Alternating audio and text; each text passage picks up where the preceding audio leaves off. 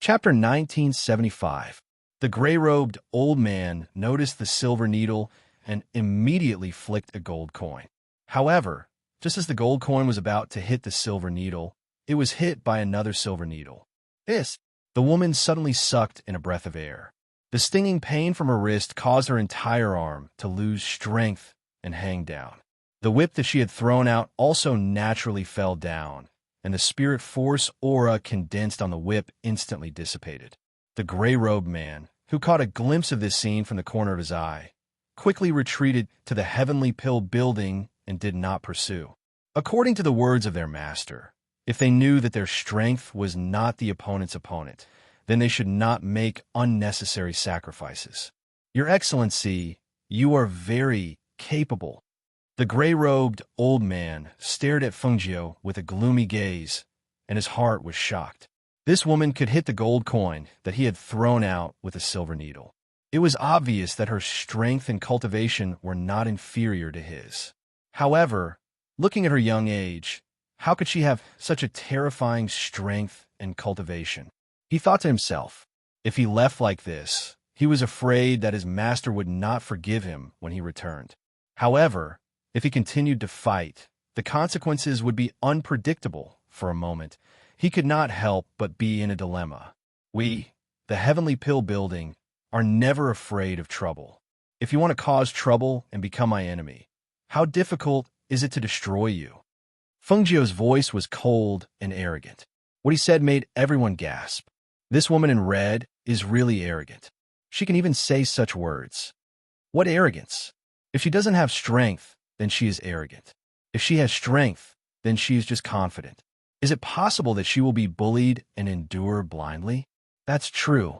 Immortal cultivators are arrogant, let alone powerhouses with great strength. You should know that the dignity of powerhouses is not to be challenged. But I didn't see the woman in red make a move. Why did the old man say that Your Excellency is very capable? That's because your cultivation is not enough. The powerhouses only need a moment to make a move.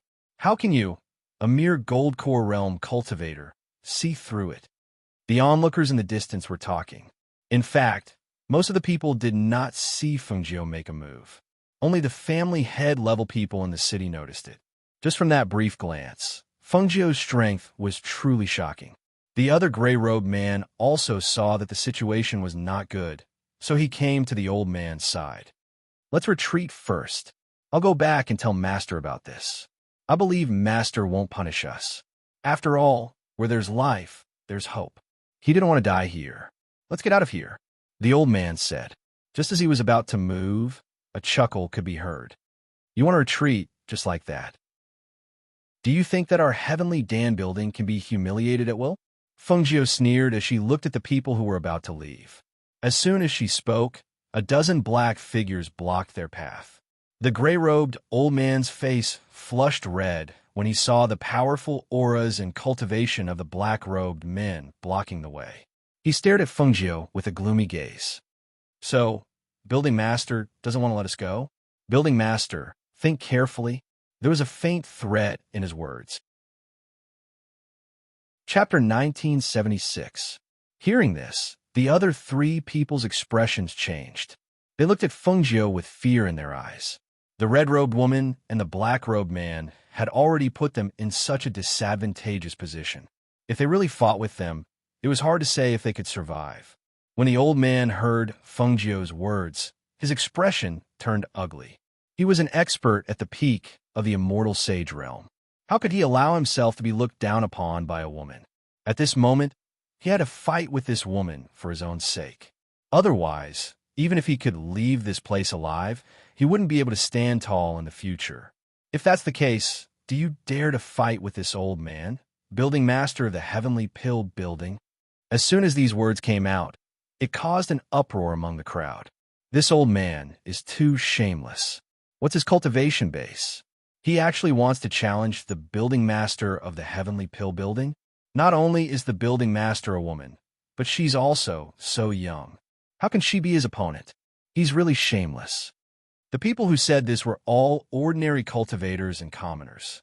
Among the crowd, The people from the various clans and forces were shocked when they heard this. To be able to provoke this peak immortal sage expert, could it be that the building master of the heavenly pill building, Fengjiu's strength was already on par with that old man? Thinking of this, they had a faint trace of anticipation in their hearts. They really wanted to see the two of them fight. Among the crowd, the late Nayland family head stood behind the crowd. After hearing the words, he couldn't help but look at his eldest son beside him. Mo Chun, what's the cultivation base of this Fengjiu? If she accepts the challenge, can she defeat that old man at the peak of the immortal sage realm? Hearing this, Nayland Zian, who was beside the two of them, couldn't help but look at his elder brother. He was really curious. After all, Fengjiu looked very young. Did he really have such a terrifying cultivation? Just watch and you'll know. Mo Chun said slowly, calmly, standing at the back of the crowd. When the Nayland family head heard his son's words, he only felt anger in his heart. His eldest son was not as considerate as his youngest son. He knew that he was anxious to know more, but he would not reveal anything. The corners of Fengjiu's mouth curled up slightly. She needed a chance to make an example out of this person, and this person had delivered himself to her door. Since this was the case, how could she not seize this opportunity? "I'll be happy to oblige," she said and tapped the ground with the tip of her foot. Her red figure rose into the air and flew forward. Her body stood in the air. Xinyuan Mose stood quietly in front of the entrance of the Heavenly Dan building and did not stop Fengjiu from taking action. After everything here stabilized, he would leave.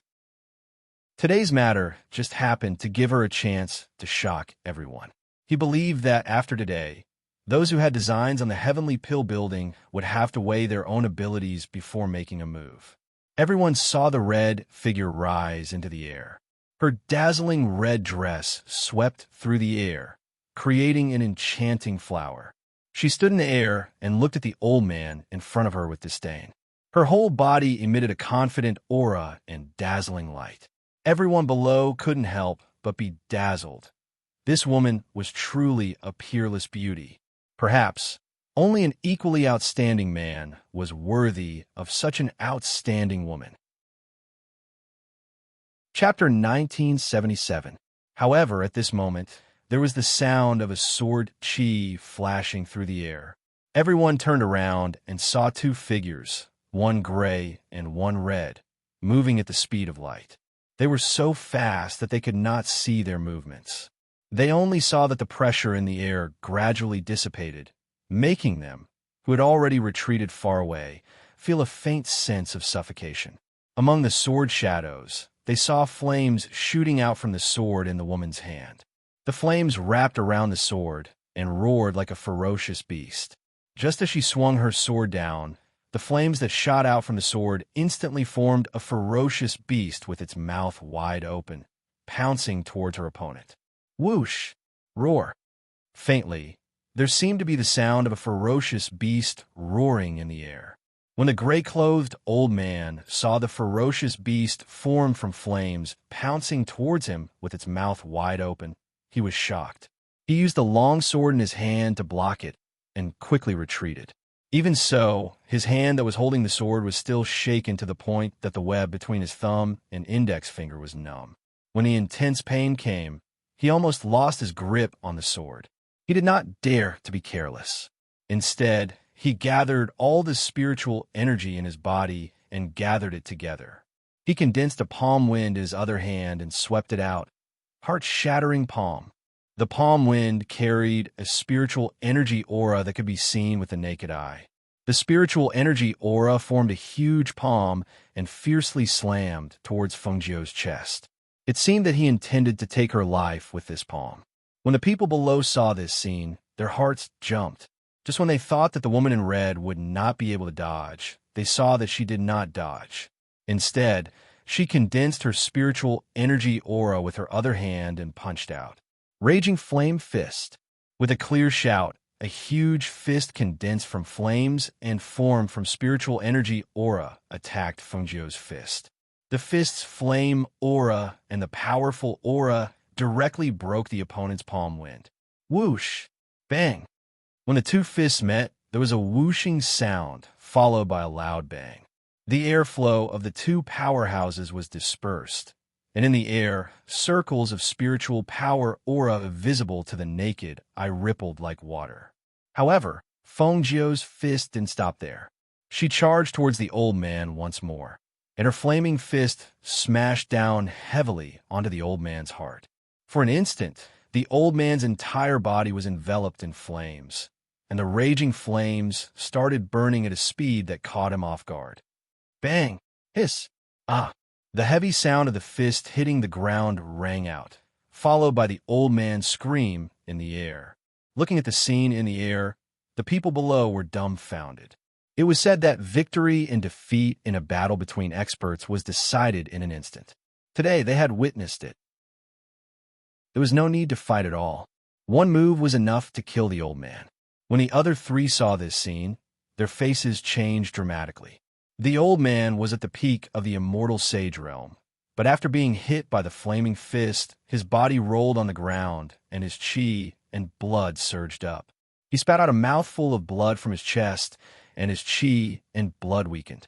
In the blink of an eye, the old man was on the verge of death. If they were in his place, would they be able to survive? Let's go. Chapter 1978. Seeing this, they were bewildered. They didn't dare to stay any longer, and quickly left. Fengjiu glanced at the few people who were running away and retracted her gaze indifferently. She stood in midair and looked down at the crowd below. A cold voice that contained a powerful pressure came out of her mouth. I'll take this opportunity to say a few words. I've never been afraid of trouble. From today onwards, if anyone insists on finding trouble with the Heavenly Pill building, they will most likely end up like the person below, or even worse. Those who enter the Heavenly Pill building and want to buy pills from the Heavenly Pill building have to follow the rules. If they break my rules, I'll deal with it in my own way. Everyone listened to the cold voice echoing in their ears, and none of them could say anything else. With such methods, and such strength, who would dare to cause trouble in the Heavenly Pill building? Who would dare to make an enemy out of her? Seeing the red-clothed woman and her group return to the building, the scene was quickly cleaned up as if the previous incident had never happened. The crowd also gradually dispersed. Some entered the Heavenly Pill building again, while others had already left. The peddlers who had moved away first set up their stalls again and shouted for business. Father, elder sister Feng is so powerful. Yang Xiao, Er's eyes were full of worship. This was the first time she knew that a woman could be so powerful. Patriarch Yang sighed softly. She's more than powerful. She's simply heaven-defying. From the corner of his eye, he saw that there were people from a Nalan family among the crowd walking into the Heavenly Pill building. He couldn't help but be startled. He pulled his daughter and said, Let's go. Let's go in again. We haven't finished talking about the pills from before. Hey, Father. Yang Xiaoer was pulled inside as she said, Father, don't be anxious. Brother Leng Hua said it's fine. He's a manager. You're a girl, but he's a man. Don't always call him Brother Leng Hua. Call him Leng Hua or Manager Leng. Patriarch Yang secretly curled his lips. The young man didn't look like he had any fighting strength. It's Brother Leng Hua. Daddy, don't worry about it. All right, I don't care. You can do whatever you want. I'll go ask about the pill. After entering the Heavenly Pill building, Patriarch Yang waved his hand and told her to go shopping by herself. Father, I'll go home by myself later. You can go back first after you're done. Yang Xiao said with a smile and quickly squeezed into the crowd. A grown girl can't be kept at home. Patriarch Yang shook his head and sighed. Only then did he look around for Leng Hua's figure. On the other side, the Nalan family's patriarch, who had been left on the first floor after entering the Heavenly Dan building, was so angry that his face turned red. He kept muttering, This unfilial son, let him introduce us. Look at him, he disappeared in the blink of an eye. I really don't know if he is my son or not. He doesn't think about us at all. When Nalan Zian heard this, he couldn't help but mutter in a low voice, Doesn't father know whether Big Brother is father's son or not? If Big Brother heard this, he would definitely be angry. Chapter 1979. Cough. Nalan Zian coughed softly. After looking around, he said softly, "Father, this is a public place. Give me some face." As Nalan Zian spoke, he saw a graceful black figure from the corner of his eye. His eyes could not help but light up. "Father, you can see for yourself. I want to accompany you." He didn't wait for his father to say anything, and quickly walked toward the black, graceful figure not far away. "Miss Lung Shuang." Nalan Zian came in front of the figure and bowed to her with a smile. "Do you still remember me? I'm Nalan Zian. We met a few days ago." Lung Shuang glanced at the man in front of her and nodded. "Young Master Nalan, you remember me. That's great," he said with joy, and his eyebrows were full of joy. On the other side, when the Nalan family head saw his youngest son running over to the woman in black and talking happily, he couldn't help but glare at him. None of them are easy to deal with. He shook his head, clasped his hands behind his back, and turned to look at the medicinal pills on the first floor. "Young Master Nalan, do you need something?" Lung Shuang looked at the person in front of her strangely. It was the first time he approached her inexplicably. After smiling at her, he even told her his name. Today, he ran to her and smiled so inexplicably. "What did you want to do?" This." He turned his gaze and said, "Miss Lung Shuang, I want to see the medicinal pills. Can you introduce them to me? I still have something to do. If you want to see the medicinal pills, I can ask someone to tell you." While speaking, before Nalan Zian could react, she walked to the side and ordered a woman, "Show young Master Nalan around to see the medicinal pills." After instructing, she nodded to Nalan Zian and turned to leave. "Young Master, this way please." The woman made an inviting gesture to Nalan Zian. Seeing this, Nalan Zian smiled and waved his hand. "No need, you go do your thing. I'll look at it myself." The person he wanted to accompany didn't have time to accompany him, so he didn't have the mood to find someone else to accompany him. The medicine attendant was slightly startled and nodded. "Okay, if young Master needs anything, you can find me." She bowed and left. In the attic, Mo-chan sat at the table, took a sip of tea, and said, "This city's fragrance is really unexpected. Today, there are almost no people in other places." He looked at Fengjiu and asked, "Mo, how did you think of this method?" Fengjiu smiled. "I'm a person who refines medicinal pills. How difficult is it to refine such a medicinal pill?" She poured 2 cups of tea, 1 cup in front of Xianyuan Mo's, and the other cup in front of herself. "People are curious. As long as you grasp this point, you naturally don't have to worry about customers. What's more, I sell medicinal pills and things like medicinal pills. The price isn't cheap, and it's not something that ordinary people can afford. In fact, even if there are no customers today, my reputation will spread as time passes. Refining the strange fragrance pill is just to bring forward all of this." He smiled and asked, "What's the origin of those people today? I heard that it was caused by you carrying a person into the backyard. Aren't you afraid of causing unnecessary trouble by letting the tiger return to the mountain?" Chapter 1980.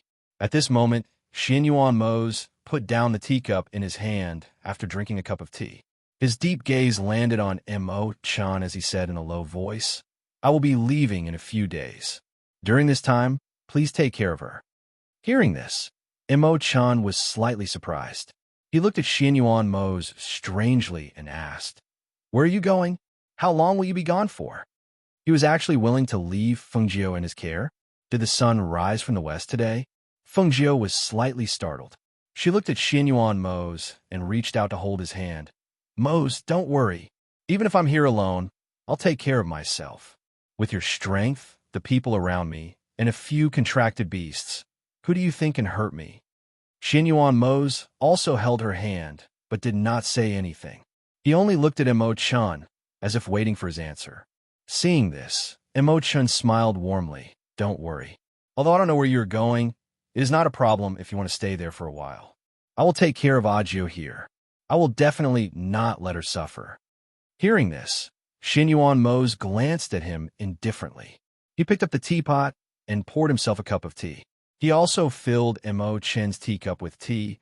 "If I come back and see that she is missing a single hair, I will hold you responsible." Mo Chen's eyes flashed slightly. He looked at the tea in front of him and smiled. Don't worry. Once you leave, I will move in with Fengjiu. Are you relieved now? Cough, cough. Fengjiu, who was drinking tea, choked when she heard this. She coughed lightly. Xianyuan Mose, who was beside her, stroked her back with one hand and glanced at him. His face was stern as he said in a cold voice, You only need to stand out when she needs help. Otherwise, stay away from her. This monarch is more at ease. Mo Chan was in a good mood when he heard him say this, Lord. He smiled and said, Don't worry, I know what I'm doing. Xianyuan Mose looked at the face of the banished immortal in front of him. Looking at his gentle and elegant manner, he could not help but frown. He could not help but wonder if it was right or wrong for him to ask him to help take care of a Jew. Why did he feel even more uneasy about leaving this person by her side? Seeing the two of them talking, Fengjiu shook his head helplessly. All right. There's no need to talk so far. I can take care of myself. I'm already an adult. Why would I need someone to take care of me? She looked at Mo Chan and smiled, saying, He's going on a long trip, but he might not be back for long. Ever since he decided to go on a long trip, I've been worried. I can't stand him anymore. Although she said that, the tenderness between her brows could not be concealed. Mo Chan looked at her and smiled. It's all right. I understand. If it were me, I would do the same. He knew why he was worried. After all, Fengjiu had just arrived here. Although his strength was not bad, who knew if there was no one in this world who was stronger than him? Thinking about it, he was also worried that one day he might get into some trouble that could not be solved. What's more, he was not by her side. The few of them drank tea and chatted in the loft. When it was noon, Fengjiu said to Mo Chan, Why don't we go eat together? All right. However, it's best if we leave from the back door. Mo Chan smiled and said gently. Chapter 1981. The three of them left through the back door and went to the restaurant to eat. Everyone in the Heavenly Pill building was busy, and everything seemed to be in order. After they left, Ji Shui, Immortal Lord, also came to the Heavenly Pill building. He had smelled the medicinal fragrance since last night and came here early in the morning. Just earlier, when Fengjiu was fighting with the old man at the peak of the Sage Immortal, he was watching from a corner not far away. It was only when he saw it with his own eyes that he believed that such a young woman actually had such outstanding strength and cultivation. But speaking of which, how could a woman who could catch the eye of Xianyuan Mose be an ordinary woman? After walking into the Heavenly Pill building, he was even more surprised when he saw the pills placed inside. He really did not expect that the pills here were all so top-notch. These pills and medicines were really life-saving treasures at a critical moment. Ji Shui, Immortal Lord, who was dressed in gray, walked inside. He restrained his cultivation and looked like an ordinary old man. However, he was different from ordinary old men. His hair and beard were all white, and he looked a bit like an immortal. After looking around on the first floor, he went up to the second floor to buy pills after registering. After Ji Shui, Immortal Lord, went up to the second floor, Lung Hua and Du Fan looked at the information on the registration form and could not help but be slightly surprised. Ji Shui, Immortal Lord? Isn't that the master of the Yama Lord? The two of them lowered their voices and spoke. They knew about Ji Shui, Immortal Lord. He lived in the Ling residence next to the Feng residence and was the master of the Yama Lord. This time, the Yama Lord wanted to leave because his master wanted him to go out with him. However, their master had seen Ji Shui, Immortal Lord, before, but they had not seen him and could not recognize him. Hasn't Hui Lang been following us recently? If it's him, Hui Lang should be nearby. As Lung Hua spoke, he looked around and saw a familiar figure resting in the corner of the first floor. The two of them walked over and arrived in front of him. Lung Hua called out, Hui Lang, why are you here? I followed the immortal monarch here. He's walking around inside while I rest here. Hui Lang said weakly, following the immortal monarch is so boring. Why did this job fall on me? Hearing this, Du Fan and Lung Hua looked at each other and asked at the same time, the still water immortal monarch you speak of is that gray-clothed old man? The one with a white beard? Yes. What's wrong? Hui Lang asked. He stood up and asked in a low voice, Did he make trouble for you? The two of them didn't know whether to laugh or cry. Dufan smiled and said, "How could that be? We saw him go up just now. If it's really him, we can entertain him. After all, he was the master of the Yama Lord." Naturally, they couldn't treat him like an ordinary person. "How about this? I'll go up and take a look," Lung Hua said warmly, then turned and walked up to the second floor. Seeing this, Hui Lang moved closer to Dufan. "Dufan, are the ghost doctor and my master in the attic? Can I go up for a moment?" He had been squatting in the corner with the still water immortal monarch and had seen the ghost doctor make her move. If he didn't have to follow the still water immortal monarch, he would have rushed up. "There's no use going up now. They're not in the attic," Dufan said with a smile and patted him on the shoulder. "Whatever your master tells you to do, just do it obediently." With that, he turned and left. Chapter 1982. On the opening day of the Heavenly Pill Dispensary, the entire Hundred River City was in an uproar. It could be said that in one night, the streets of the West City, which were originally deserted, had become the liveliest place. People were scrambling to rent the 2 rows of shops. All kinds of stalls were set up in the streets and alleys. Even the wall that was originally blocking the inner street was opened up to allow people to walk around. It could be said that the Heavenly Pill Dispensary not only changed the desolation of the West City, but also brought prosperity to the area. Fengjiu, Xianyuan Mose, and Mo Chan went to the restaurant to enjoy the scenery after dinner. Not only could they go boating on the lake, but they could also sit in the bamboo forest pavilion and drink tea while playing the zither. It could be said to be an extremely quiet and elegant place. The 3 of them drank tea and chatted by the lake until the sky gradually darkened. Mo Chan got up and left, while Xianyuan Mose and Fengjiu returned to the Heavenly Pill Dispensary. "Master, the old man has woken up," Lung Hua reported as soon as they entered the Heavenly Pill Dispensary. Fengjiu nodded and looked at Xianyuan Mose. "Do you want to rest in the attic and wait for me?" "Okay." Xianyuan Mose nodded and walked up to the attic. Fengjiu brought Lung Hua to the side room in the backyard. Fan Lin was taking care of the old man inside. When he saw her, he stood up and said, "Master, he's awake. Did you feed him the medicine?" Fengjiu asked as she walked to the bed in the inner room. She watched as the old man on the bed slowly opened his eyes and looked at her. "Grandpa Tan." Fengjiu smiled and looked at the old man. She saw the astonishment in his eyes. "I didn't expect to meet you again. It's you." The old man obviously recognized her.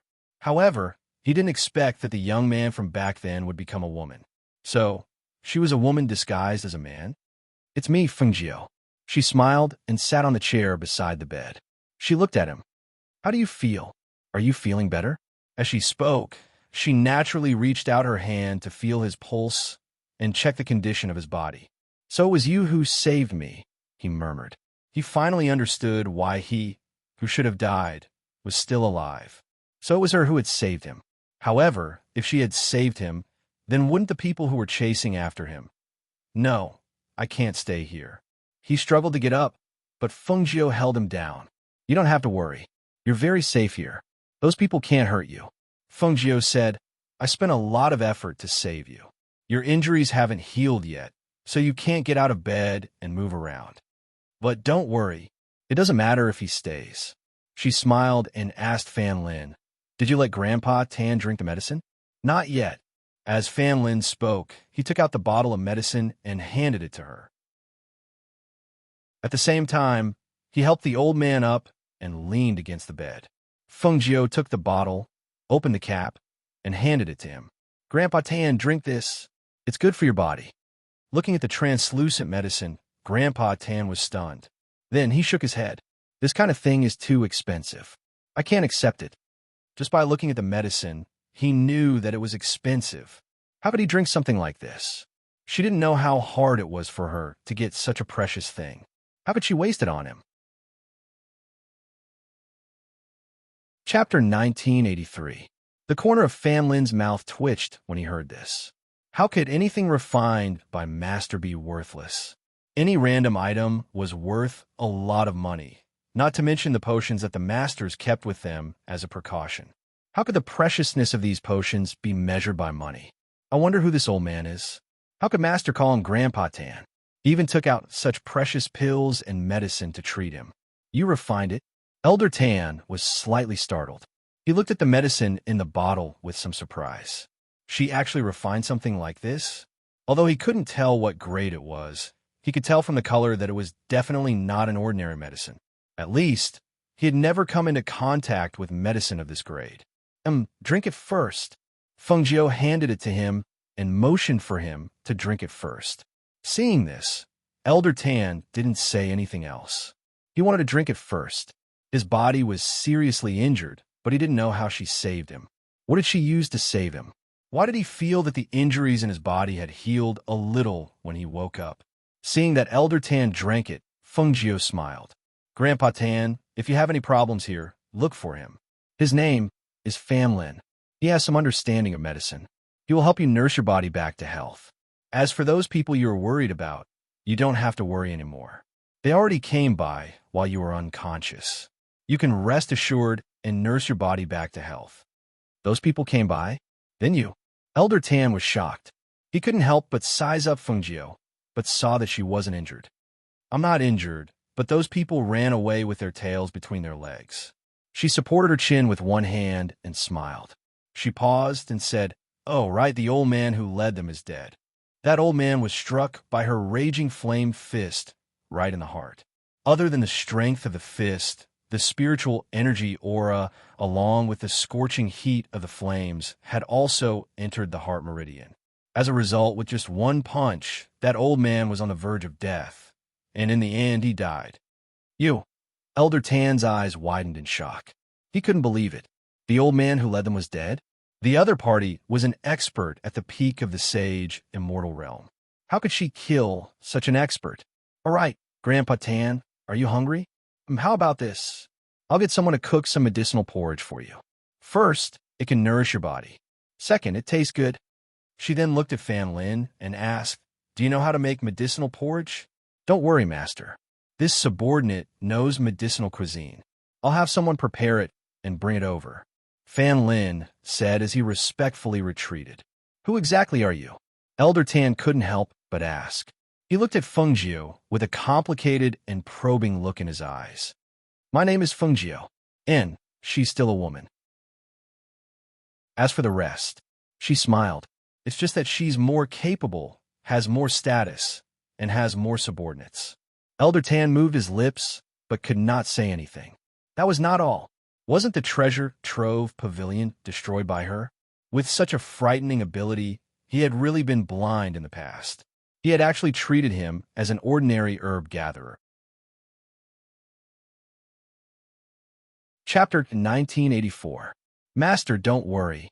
I'll take good care of that senior," Fan Lin said with a smile. After watching them leave, he entered the side room. Elder Tan, who was already lying down, saw him enter and hesitated for a moment before asking, "Who is she? Won't I cause trouble for her by being here?" "Senior, don't worry. Since my master said that nothing will happen, then he has the ability to deal with it. You can rest at ease and recuperate." As Fan Lin spoke, he looked at the old man on the bed and smiled. "No matter who my master is, you just need to know that he won't hurt you." Elder Tan calmed down and did not speak again. Of course, he knew that Feng Jiu would not hurt him. He had interacted with him for a period of time, and he trusted his character. "The medicine I drank just now was very expensive, right?" Elder Tan asked again as he wondered if there was anything in his space ring that could compare to that medicine. Fan Lin smiled warmly and said, "Actually, it wasn't expensive because it wasn't for sale. There was a family head in the city who wanted that medicine and was willing to pay a sky-high price to buy it, but my master didn't agree to sell it." As he spoke, Fan Lin came to the table and poured a cup of water and brought it to the bedside. "Senior, have a cup of water." When Elder Tan heard his words, he was speechless for a long time, and his heart was even more shocked. Feng Jiu gave such a precious thing to him to drink, just like that? How could this be? On the other side, Feng Jiu came to the loft and nestled into Xin Yuan Mo's arms. "Although I'm not very busy, why do I feel a little tired today? I don't want to move at all." Xin Yuan Mose reached out and hugged her waist. His low and magnetic voice said, "If you're tired, you can sleep. I'll be by your side, so don't worry and sleep. Later, I'll carry you back to rest." Fengjiu, who was nestled in his arms, narrowed her eyes. The two of them were lying on the soft bed, and it was a little crowded. However, almost half of her body was in his arms, which meant that she was lying on top of him. This feeling was very strange, and it made her smile involuntarily. I like to sleep in a squeeze like this." What she didn't say was that she slept on top of him like this. Thinking of this sentence, the corners of her lips curled up even more. Her thoughts were too evil. If he knew what she was thinking right now, he would probably be shocked. "You like to sleep like this with my arms around you," Xin Yuan Mose said. Seeing that most of her body was lying on him, he didn't think about anything else. He just felt sorry for the tiredness between her eyebrows. She had been busy since last night and hadn't had a good rest today. She must be exhausted. But I haven't heard from Lung Hua and Du Fan about today's performance. I wonder how many pills and medicines were sold today. She closed her eyes and fell asleep, but her mouth muttered softly. "It's the same if you look at it tomorrow." Xin Yuan Mose stroked her head and touched her soft black hair. He gently stroked along the black hair and felt her breathing become lighter. He knew that she was asleep, so he covered her with a blanket and quietly hugged her. Lung Hua and Du Fan were about to come in and report today's performance, but they saw the scene through the crack in the door. The two of them looked at each other and silently retreated. "Master should be exhausted today. How about this? We'll report to her tomorrow," Du Fan said.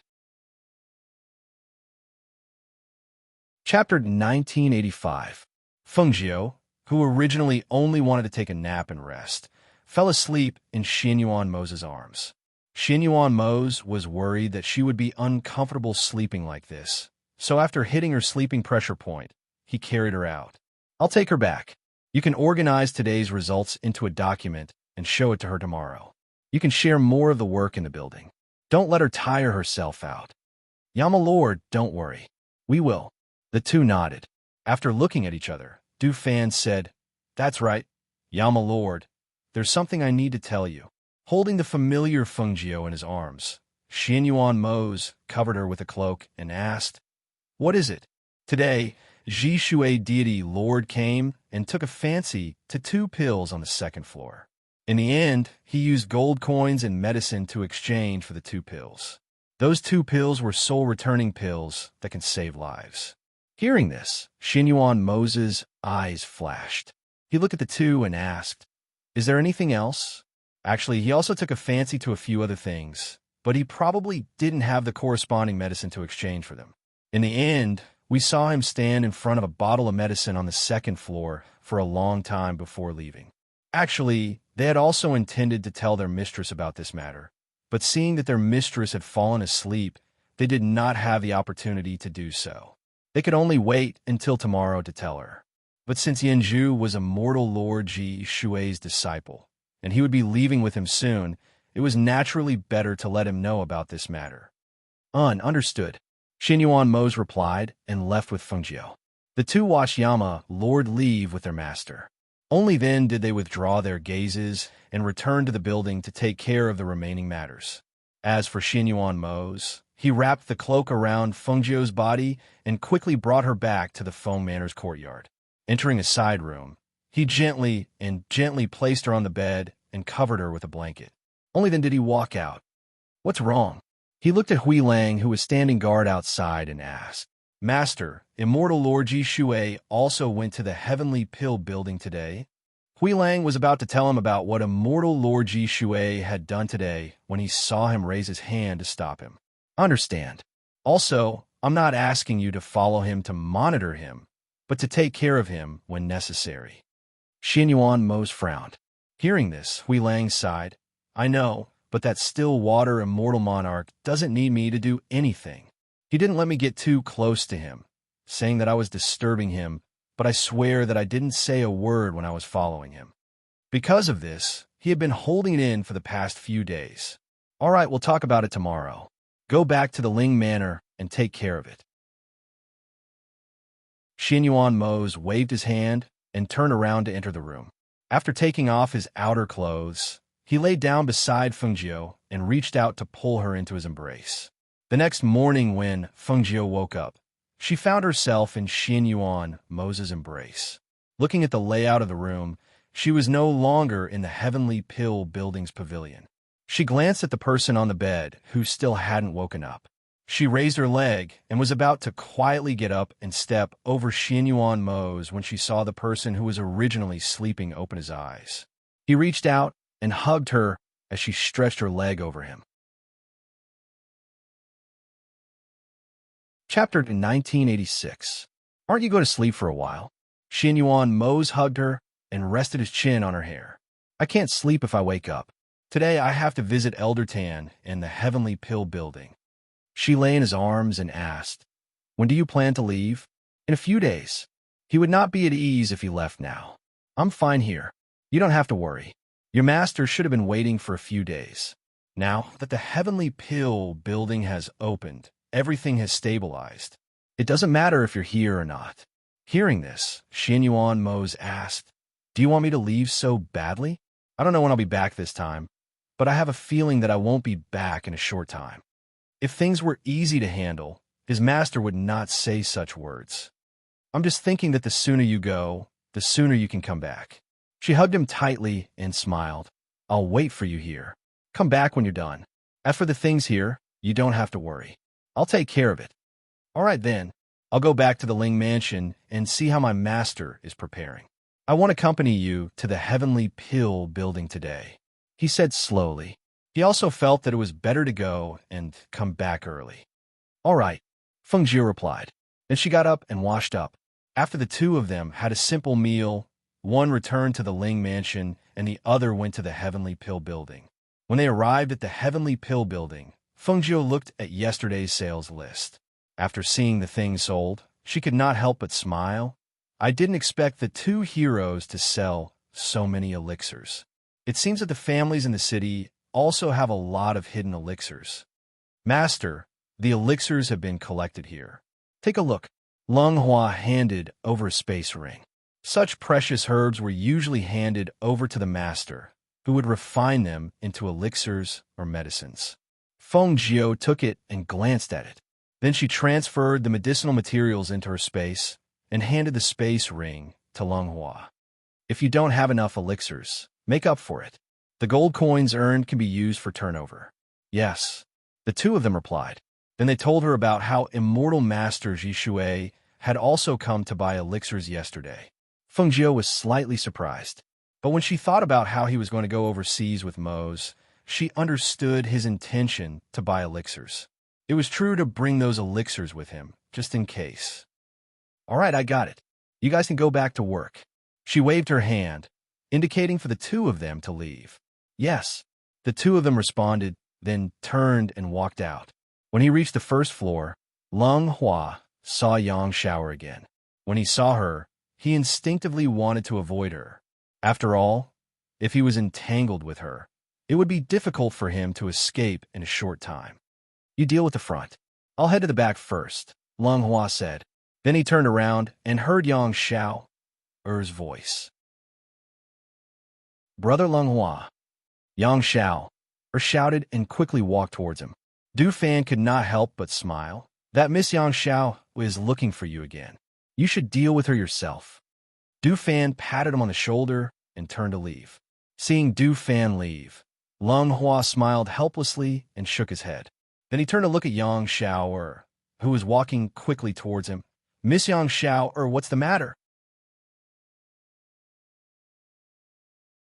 Chapter 1987. This. Lung Hua looked at her hesitantly. "You want help here?" "Yes. Didn't Sister Feng say that I could come over at any time? I don't have anything to do at home, so I came here to help. But I have to tell Sister Feng about this." She looked at him with a smile and whispered, "Also, if I help here, I can see Brother Lung Hua often." Hearing this, the gentle smile on Lung Hua's face froze. "How about this? Master is in the attic. You go up and tell her yourself. I still have things to do, so I won't accompany you up." "Okay." She nodded and said, "Then I'll go up first."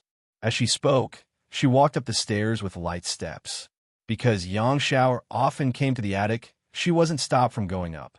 But Leng Hua, who was standing in the same place, looked a little distressed. After watching the figure go up the stairs, he shook his head and sighed. "Why are you sighing so early in the morning?" Leng Shuang appeared beside him and asked. "Sister." Leng Hua saw her and smiled. "Why are you here? Don't you need to go up and serve Master?" "Master doesn't need me to serve him up there. He asked me to come down and see if there's anything I can help with," Leng Shuang said. She looked at her brother and asked with concern, "What happened to you just now? Are you too tired these 2 days?" "No." He shook his head and smiled. "Just now Miss said that she wanted to come to the Heavenly Pill building to help, so I asked her to go up to the attic and ask Master." As he spoke, his voice paused slightly. He looked at his sister and said, "Sister, I feel that Miss seems to be particularly enthusiastic about me." Hearing this, Leng Shuang glanced at Yang Kai's jade-like face and said, This Miss Yang has a preference for men with outstanding looks. Although you are indeed quite handsome, and the 8 Phoenix Guard captains are not inferior in terms of looks, she has a special liking for you. The most important reason for this is because you are gentle and polite." Leng Shuang couldn't help but smile when she said that. It was this smile that made her cold and elegant face seem even more lively, even more beautiful and enchanting. This second young lady's personality is rather straightforward, and she is not scheming. I can see that she is somewhat interested in you. Since you are not interested in her, you should make it clear to her as soon as possible. "Sister, you usually don't talk much. Why are you talking so much to me today?" "Sis, you look really good when you smile." Leng Hua looked at her with bright eyes. He felt that his sister's smile was even more funny and gentle. He knew that his sister was very good to him since he was a child. The two of them depended on each other. If they hadn't met Master, perhaps they wouldn't be where they were today. His sister, who used to be as cold as ice, was no longer as indifferent as before after being with Master for a long time. Hearing this, Leng Shuang glanced at him, and the smile on her face disappeared. "All right, I still have to look around. You can go and do your thing." With that, she turned around and prepared to leave. But who knew that when she turned around, she saw Naylan Zian walk in. When Naylan Zian saw her, he couldn't help but reveal a big smile. "Miss Leng Shuang." Chapter 1988. "Oh, I have nothing to do, so I came over to have a look." As Naylan Zian spoke, he looked at Leng Shuang and boldly said, "Miss Leng Shuang, are you busy today? I want to invite you to have a cup of tea. Do you have time?" "Sorry, I'm very busy." "Excuse me," Leng Shuang said and turned to leave. Naylan Zian stood there awkwardly and looked at Leng Hua. "Well, then I'd better go back first. I'll send you off." Leng Hua smiled gently and sent him to the door, but he stood at the door and didn't move. He looked like he wanted to say something, so he asked, "Is there anything else, young Master Naylan?" "Leng Hua, what is your sister like?" Naylan Zian asked. He had never done this kind of thing to please a woman before. He wanted to give her jewelry and jade, but he didn't think she would like it. Leng Hua smiled and said, "Young Master Naylan, you don't have to worry. My sister usually doesn't like anything in particular. If she likes this person, even if he gives her something worthless, she will regard it as a treasure." "That's true." He nodded and expressed his understanding.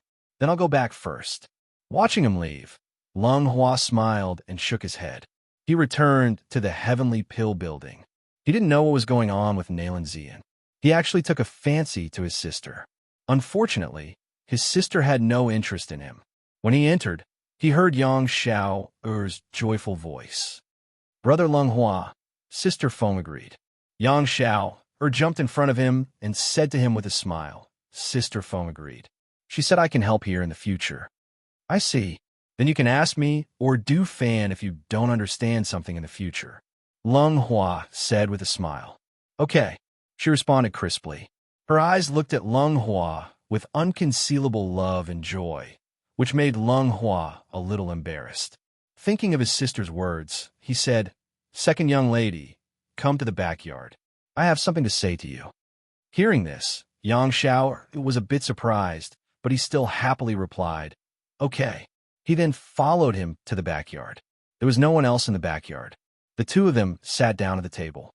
Lung Hua looked at the cheerful little girl in front of him and didn't know what to say for a moment. "Brother Lung Hua, what do you want to talk to me about?" Yang Xiao asked crisply. He rested his chin on his hands and looked at Lung Hua with a smile. "You." He opened his mouth, but changed his mind. "It's like this. I want to ask you, did your father agree to come here to help? Will he have any objections?" After saying this, he sighed inwardly. He actually couldn't bring himself to say it. "Big brother Lung Hua, you don't have to worry, my father agreed. He saw me running over here all day, and he couldn't do anything about it. He also said that if I was in the Heavenly Dan building, he would be at ease." "I see. That's good." He nodded and looked at her. In the end, he could only smile. "Then you go and do your work. Help greet the guests on the first floor." "Okay, then I'll go to the front. Big brother Lung Hua, if you need anything, just call me," she said with a smile, then walked to the front. Du Fan walked out from somewhere and sat down at the table with a light smile. He looked at Lung Hua's helpless expression and said with a smile, "Why does our gentle and refined young master Lung Hua also look so helpless?" Chapter 1989. I'm also handsome, so why don't any girls like me? Du Fan opened his fan and fanned himself. His smiling face was filled with confusion and doubt. Hearing this, Lung Hua couldn't help but smile. "What? You've taken a liking to the second young lady?" Du Fan laughed and shook his head. "The second young lady is cute, but her figure is too round. She's not my type. I like beauties with curvy bodies and gentle personalities. Men all like beautiful women. It's in their nature. Tell me, who would give up a beautiful woman with a beautiful figure for a chubby little girl?" "Du Fan," Lung Hua shouted, stopping him from continuing. The two of them caught a glimpse of a light green dress in the corner of the courtyard. It should be the second young lady standing there listening to their conversation.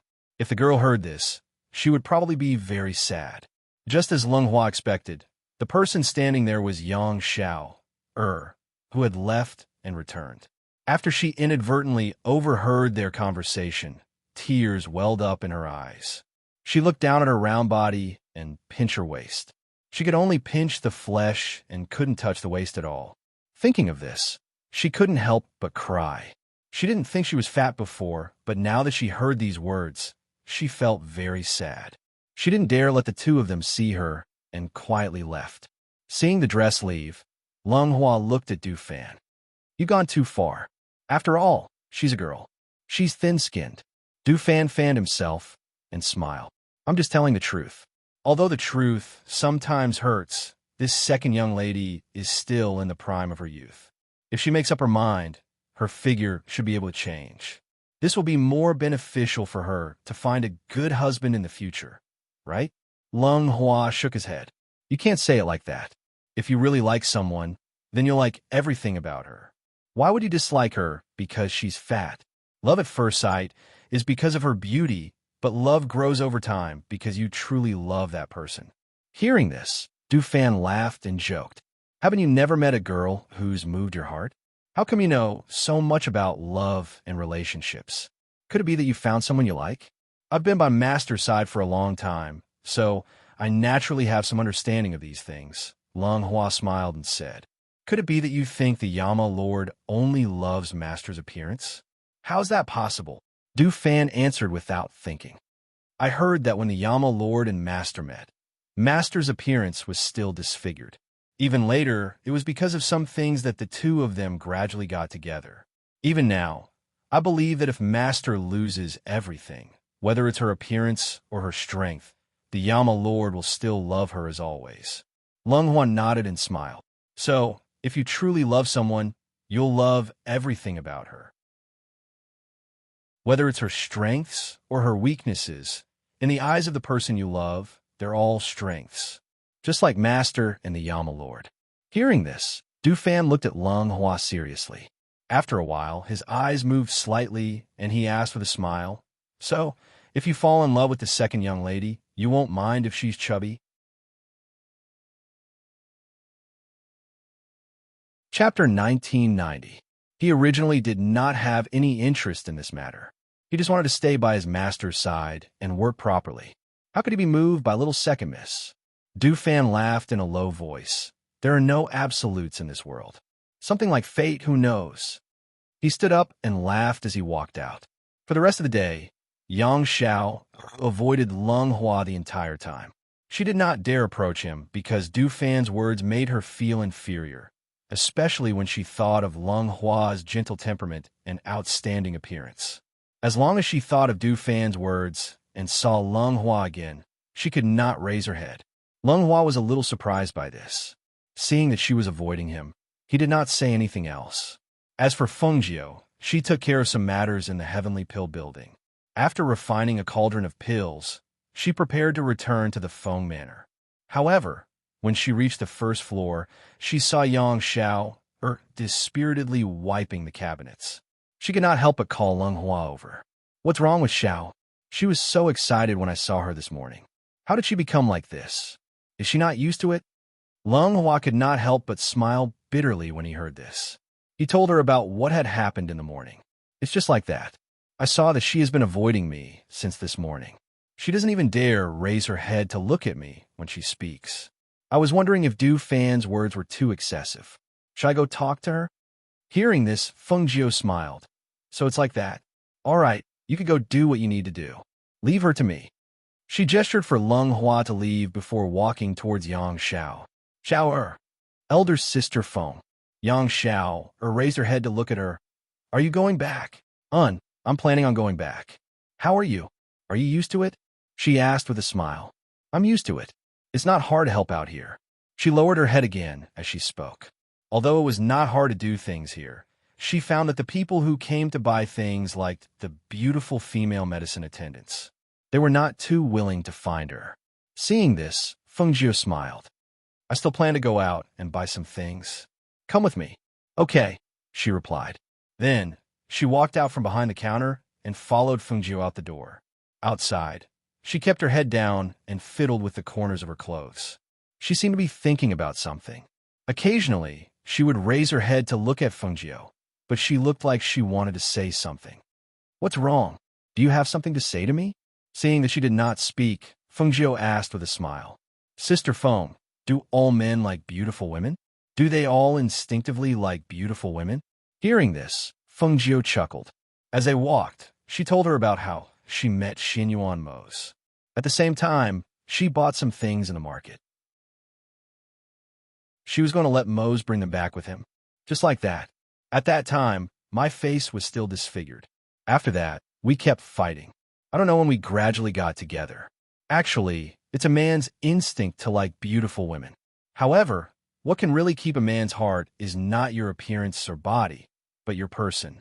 A person's heart is beautiful. That is true beauty. Chapter 1991. Hearing her words, Yang Xiao seemed to understand and looked at her in a daze.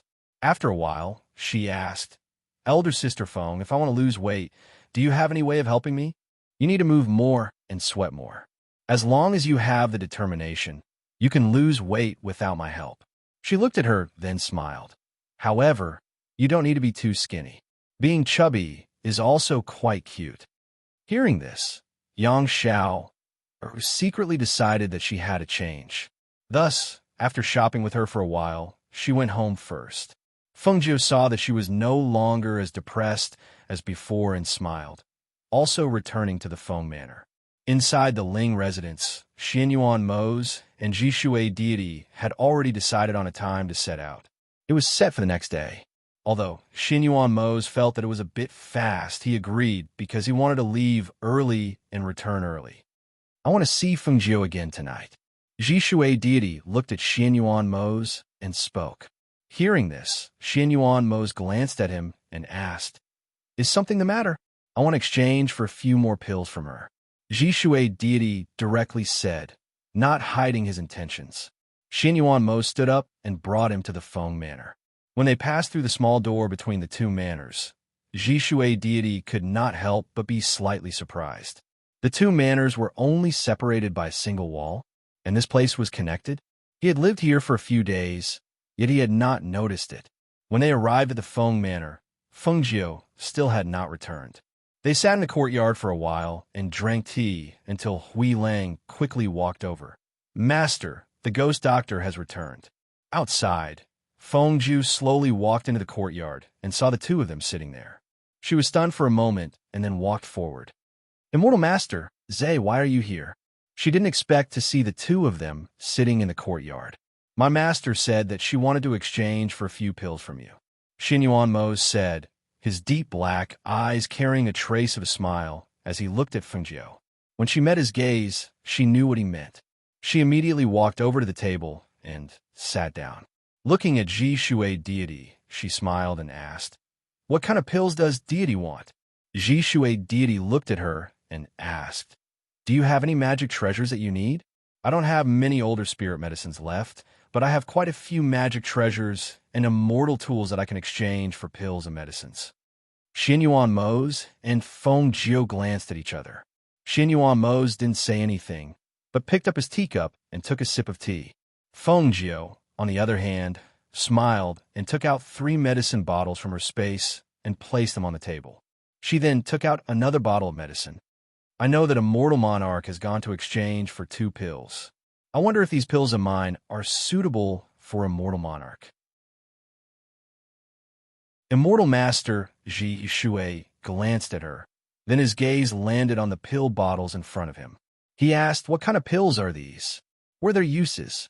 "This is an internal pill. No matter how severe the internal injury is, it can be cured. The bottle in the middle contains a rank 6 detoxification pill. I believe that deity should know what kind of poison a rank 6 detoxification pill can cure, so I won't say too much. As for this bottle, it is a medicine for muscle regeneration and blood staunching. It is hard to avoid injuries when walking outside. This medicine can be used to heal external injuries." She spoke slowly. Her voice paused, and she picked up the last bottle of medicine. "As long as this medicine is taken, your strength will increase in an instant. This is a treasure that can save your life in a dangerous situation. I feel that deity should need these 4 things the most. What does deity think?" Chapter 1992. Feng Jiu was astonished to see the table full of magic tools, immortal tools, and elixirs. He didn't expect Immortal Lord Ji Shui to have so many things in his collection, and all of them looked pretty good. "You can pick them yourself," Immortal Lord Ji Shui said, letting her pick from the items, while he looked at the elixirs and elixirs. Feng Jiu picked and looked, and finally took many life-saving immortal tools, as well as a few precious elixirs. Finally, she returned the rest to him. "Immortal Lord, I'll take these." She pointed at the items she picked out and said. Immortal Lord Ji Shui glanced at them and nodded. "You're not greedy." She didn't take all of his things. Hearing this, Feng Jiu smiled but didn't say anything. Instead, he took out a bottle of elixirs. This bottle contains the strange fragrance elixir. It has the effect of repelling poison. "Immortal Lord, keep it too. I won't take advantage of you. I'll give you these 2 as well." Immortal Lord Ji Shui took Feng Jiu's elixirs and picked out 2 defensive magic tools for her. "Since that's the case, I'll accept them without hesitation." She smiled and put away the items, preparing to give some to Lung Hua and the others, so that they could protect themselves. "We're leaving tomorrow. Rest early tonight." Immortal Lord Ji Shui stood up and said to Xin Yuan Mose, then turned and returned to the Ling residence. After Immortal Lord Ji Shui left, Feng Jiu took out the items from the space. "I bought some things when I came back. You can keep them in the space. They might be useful in the future. Also, I had someone make 10 sets of clothes for you a few days ago. I went to get them just now. Take them with you. Also, this is for you." She handed him a spirit fruit in an ice box. This is a spirit fruit from the bottle tree in the space. Old White ate one and mutated into a white dragon. Later, I looked into it and found that this fruit can increase the strength of beasts and cultivators. If they eat it, they can also increase the strength of cultivators. If they're lucky, they can even produce a mutated spirit root. a mutated spiritual root. Xianyuan Mose was slightly surprised. Just this spiritual fruit? Well, I read about it in an ancient book, but I haven't eaten it myself, so I don't know if it's real or not. Moreover, there are only a few fruits on the vase tree. I learned from the ancient book that the vase tree blossoms and bears fruit every 100 years. At most, it can only bear a few fruits at a time. When you go overseas this time, find a chance to eat this spirit fruit and see its effect. Yes, he nodded and said, don't let anyone else know about this fruit, lest you attract trouble. I know, she replied softly. You, on the other hand, have to be careful when you go overseas this time. Don't be careless. You have to come back safely to see me. Hearing this, Xianyuan Mo smiled and held her hand. I know, don't worry. I asked the kitchen to prepare a few dishes. Let's go to the pavilion in front to eat. Feng Jiu suggested. Okay. He held her hand and walked out, walking around the garden and the courtyard before sitting down in the pavilion. The two chatted for a while, and not long after, the servants served a few dishes. The two enjoyed this moment of peace and quiet in the pavilion, and only returned to the courtyard to rest when the sky turned dark. Chapter 1993. Immortal Monarch, Zay went overseas with you. Although I don't know when he will return, I hope that no matter when he returns, he will be fine. She looked at Immortal Monarch Ji Shui and said. Hearing this, Immortal Monarch Ji Shui's eyes flashed. Don't worry, I will do my best to let him return safely. Xianyuan Mose heard Feng Jiu's words and felt a warm current in his heart. He reached out and hugged her, kissing her forehead. Don't worry about me. Just take care of yourself. You too. She reached out and hugged his waist, greedily smelling his scent. After a long time, she let go of him. Take care. Xianyuan Mose looked at her deeply, then turned and left with his master. The two of them left the residence and flew on their swords, disappearing from sight in a short while. Ghost Doctor, don't worry. Master will definitely return safely. Hui Lang said from behind. He and Ying Yi were left behind, while Master left alone with Immortal Monarch Ji Shui. No one knew when he would return. Let's go back, Feng Jiu said, then turned and returned to the residence. In the next few days, sometimes she would cultivate in the residence. Sometimes she would go to the Heavenly Pill building to refine pills. The days gradually became busy. Other than the people from 100 River City who came to the Heavenly Pill building to buy pills, people from other cities also came after hearing the news. However, at first, there were some ordinary people and cultivators who came. After a day or two, the people who came in and out gradually became people with status. This was because the Heavenly Pill building's pills were not cheap. Not to mention ordinary people, even some ordinary rogue cultivators could not afford to buy them. Not to mention the pills on the second floor that required some spiritual herbs with age rings to exchange. Most of the pills refined by Feng Jiu were refined using dozens of precious spirit medicines, so the price naturally could not be close to the people.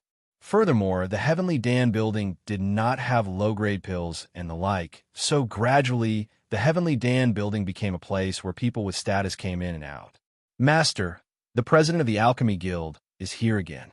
He says he wants to see you. Lung Hua came to the backyard and said to his master, who was picking medicinal ingredients in the yard. No, Feng Jiu said without raising his head. Hearing this, Lung Hua paused for a moment, then said, then this subordinate will reply to them. Although he felt that it would be best to meet with the president of the Alchemist Guild, it was obvious that his master wasn't interested in them. Only, he didn't know if his repeated rejections would cause them to harbor hatred in their hearts. After all, President Fan had already sought an audience with him many times. Just as Lung Hua turned to leave, Du Fan also walked in. Master, a person came today with a medicine request order. This is the medicine request order. Feng Jiu glanced at the medicine order and asked, what medicine did that person ask for? As he spoke, his hands did not stop moving. The Heavenly Pill building had issued some medicine orders and medicinal pills. Anyone who had a medicine order or medicinal pill could come here to ask for the corresponding medicine as long as they prepared what she wanted. That person said that he could only tell you after seeing Master. Dufan slightly lowered his head and said. Hearing this, Fengjiu stopped. She patted the dust on her hands and said unhurriedly, since that's the case, bring him in and let me see him. Chapter 1994. At this time, the president of the Alchemy Guild was chatting with the person who was asking for medicine. He looked at the medicine token in the other party's hand and couldn't help but be curious. I heard that the Heavenly Pill building doesn't give out many ghost medicine tokens. Since you're not from 100 River City, why do you have a medicine token? The person who was asking for medicine was a middle-aged man. Behind him were 4 powerful cultivators. Seeing that the other party was the president of the Alchemy Guild, he said, I spent a lot of money and effort to buy this from someone else. Although I'm not from 100 River City, I heard that the ghost doctor of this Heavenly Pill building has great medical skills, so I'm here to see you. I see. President Fan nodded in realization. Then he saw Lung Hua walk out. He couldn't help but ask, Manager Lung, is the building lord willing to see me? President Fan, I'm really sorry, Lung Hua said apologetically. Hearing this, he couldn't help but feel disappointed. I know. The building lord has a guest today, so I'll come another day. I'll take my leave first. He cupped his hands and smiled at the middle-aged man before turning to leave. The middle-aged man's eyes flashed. He didn't expect that the building lord of the Heavenly Pill building, Ghost Dr. Fengjiu, would refuse to see the president of the Alchemy Guild. This surprised him. At this time, he wasn't surprised at all. If he didn't have a medicine token, he might not have been able to see the ghost doctor. At this time, Dufan walked out and made a gesture to the middle-aged man. Please follow me.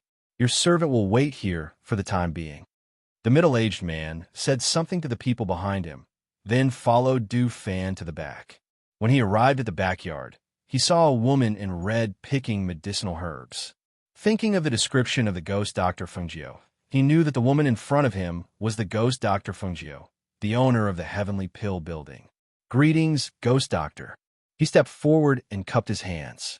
He didn't look down on her because she was a woman and was young. Fengjiu looked up at the person and said, Please sit. She gestured to the table beside her, then put down what she was doing and took the medicine token to the table and sat down. Dufan asked someone to serve 2 cups of tea, then stood quietly to the side. What medicine do you want to ask for? She played with the medicine token in her hand. She didn't ask about its origin or anything else, only what medicine he wanted. His tone was respectful and sincere as he said, Ghost Doctor, I'm here today to ask for medicine for my son. He came back a few months ago with injuries on his body. He didn't say anything, so we didn't pay much attention to it. However, after that, all his other injuries healed, but there was a burn wound that couldn't heal. No matter what medicine we used, it kept festering, and it's getting more and more serious now. Therefore, I would like to ask for a medicine that can heal my son's wound, and I hope that the ghost doctor can bestow the medicine. Burn, S wounds, ing, ding medicine. T-tess. She looked at the middle-aged man in front of her, who had an upright look between his eyebrows, and asked slowly, Did your son come with you on this trip? Yes, but because his wounds are festering, I'll let him stay in a courtyard first. He didn't come with me to the Heavenly Pill building.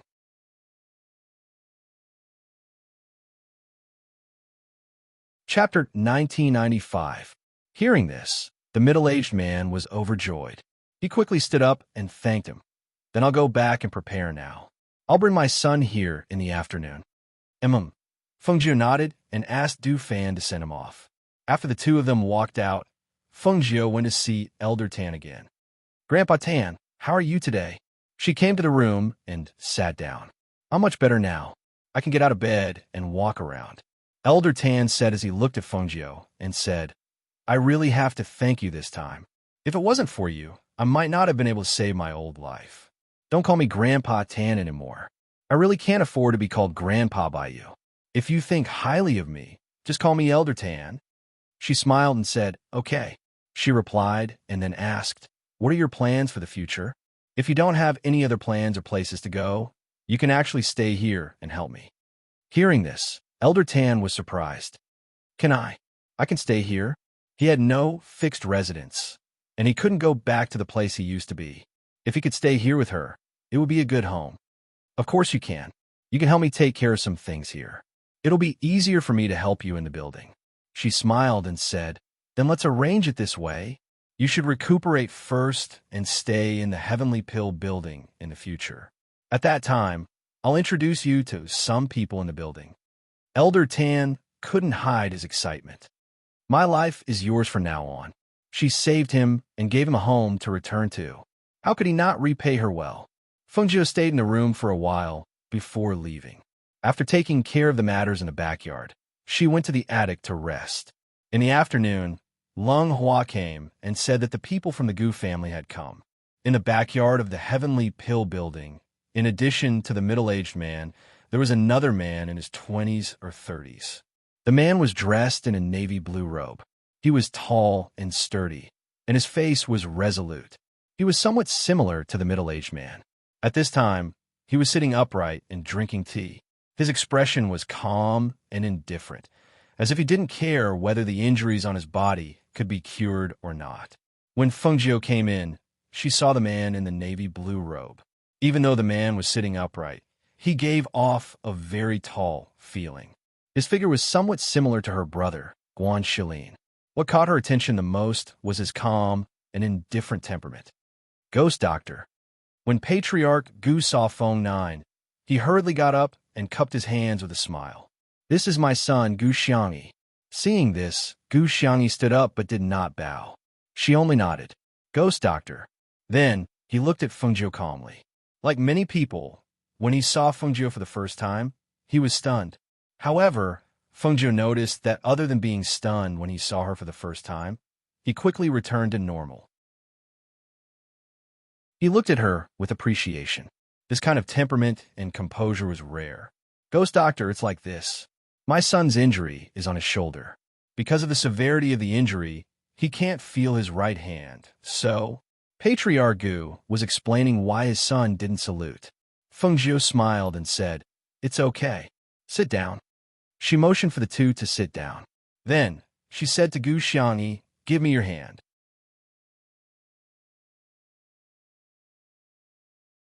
Chapter 1996. Take off your shirt. I'll take a look at your wound. Fengjiu gestured.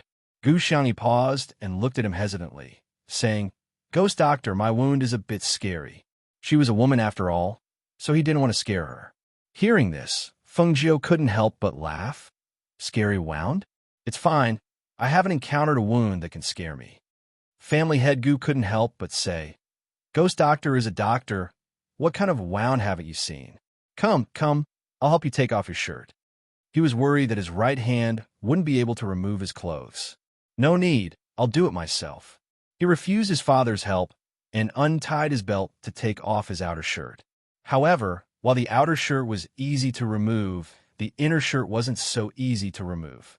Moreover, he had only taken off a simple piece of clothing, but his forehead was already covered in sweat. Seeing this, Fengjiu said to Lung Shuang, Lung Shuang, help him take off his clothes and remove the cloth tied around him. Yes. Lung Shuang, who was waiting on the side, responded and took 2 steps forward to Gu Xiangyi's side to help him take off his clothes. Faced with the sudden approach of a woman, Gu Xiangyi instinctively took a step back. No need. I'll have my father help me. Seeing this, Fengjiu raised his eyebrows and looked at Gu Xiangyi with interest. Lung Shuang paused for a moment. She glanced at the man in front of her and then looked at her master. Family head Gu reacted and stepped forward, smiling as he said, Ghost Doctor and Miss Lung, please excuse us. My son's personality is a bit strange, but he doesn't mean any harm. It's fine, just take off your clothes. Fengjiu rested his chin on one hand and looked at the father and son with a smile. Gu Xiangyi was a bit uncomfortable when he heard this. Why did it sound so strange? He glanced at the Ghost Doctor and saw that the other party had a smile on his face.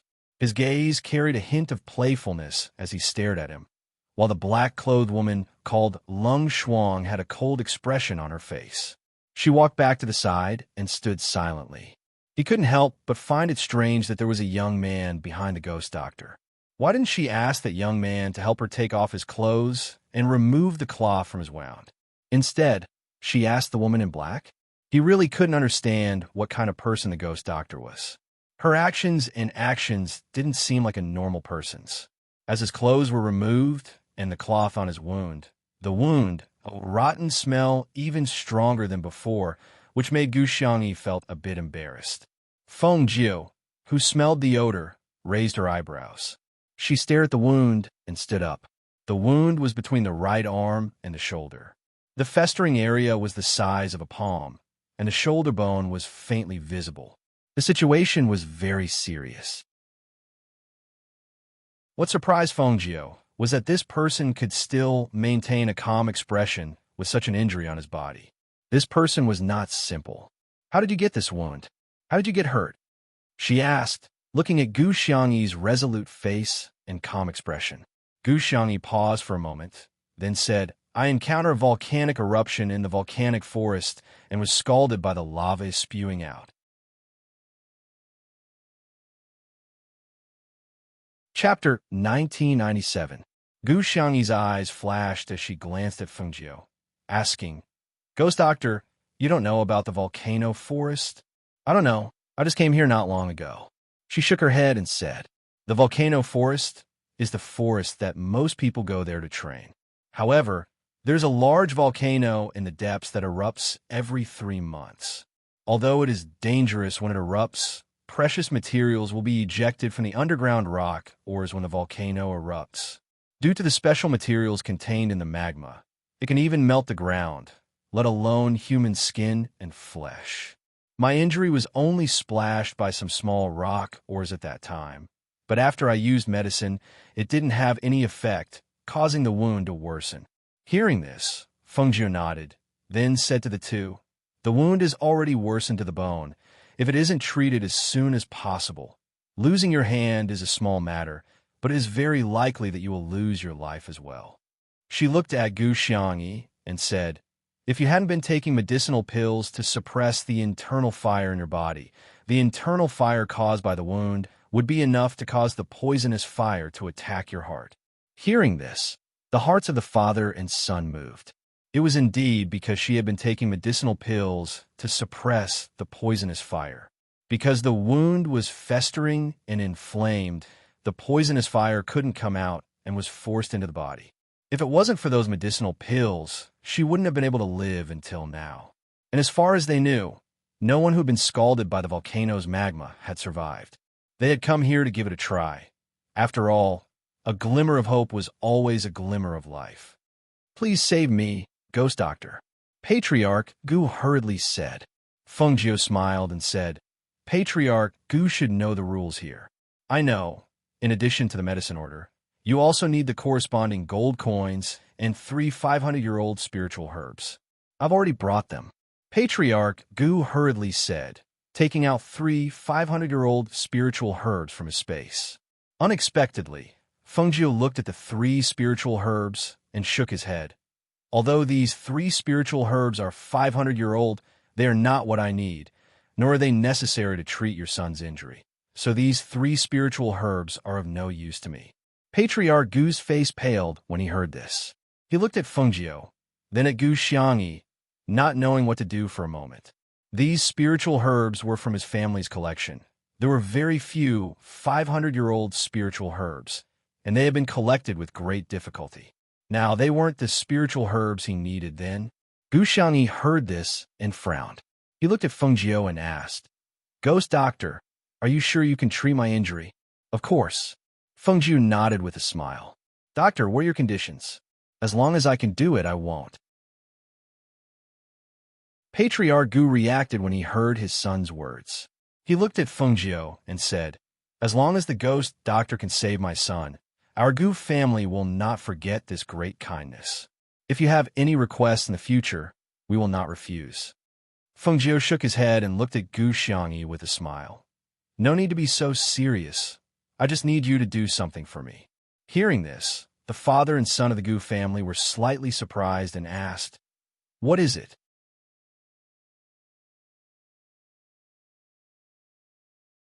Chapter 1998. Just like that, Patriarch Gu was in disbelief. Wasn't this the same as asking them to be the spiritual medicine supplier of the heavenly pill building? This was a cooperative relationship. Not to mention them, it was an extremely good thing for any family that was in the business of spiritual medicine.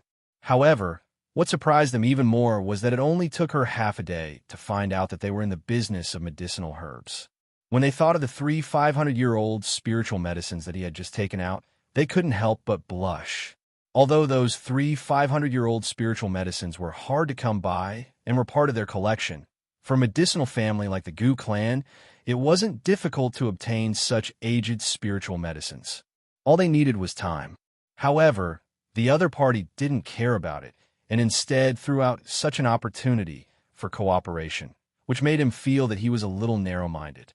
Feng Jiu smiled and said, "The spiritual medicines that I want are the best. Not just any spiritual medicine can be given to me. Other than your Gu clan, I have another source of spiritual medicines. However, if you want to expand your business, you can't lack spiritual medicines." Gu Xiangyi, who was next to him, nodded when he heard this. "That's not a problem. In the future, I will personally check all the spiritual medicines that your heavenly pill building wants." "Very good." She nodded in satisfaction and said to him, "Come in with me." Then she turned and walked to another empty room. Gu Xiangyi followed her, but family head Gu wanted to follow her but was stopped. "Family head Gu, just wait here." When they entered the room, Feng Jiu gestured for him to lie down on the bed. He took out a small knife from his space to disinfect it and said, "The rotten flesh on your wound needs to be removed before I can apply medicine. Otherwise, it will be useless. The process of removing the rotten flesh will be a little painful, so bear with it." Gu Xiangyi responded and lay on the bed without moving until a sharp pain hit him. His body immediately tensed up, and the sweat on his forehead gradually seeped out and dripped down drop by drop. Lung Hua, who was next to him, stood still and watched his master, who was wearing a mask, remove the rotten flesh on the wound bit by bit and clean the wound. As time passed, the rotten flesh on the wound was removed and a fist-sized hole appeared. His shoulder was oozing black because of the poisonous fire. His master took a sharp knife and scraped the black bone until the black poisonous fire was removed. Only then did he apply a light green transparent ointment to the wound. The cold feeling seeped into his bones and flesh, and Gu Xiangyi couldn't help but exhale softly. The cold feeling gradually eased the burning pain of the wound, and the numbness of the pain disappeared. What replaced it was a kind of heart-piercing coldness. Faintly, under this coldness, he felt that the fingers of his right hand, which had been numb before, were gradually regaining feeling. Feng Jiu cleaned and disinfected the knife and put it away. He washed his hands, then took off his mask and stood up. "The wound has been treated and the ointment has been applied. Here is the ointment, which has the effect of restoring muscle and relieving pain. When you go back, apply it once in the morning and once in the evening. It will take about half a month for the wound to recover." "Thank you." He sat up and tilted his head slightly to look at the wound on his shoulder that was covered with ointment.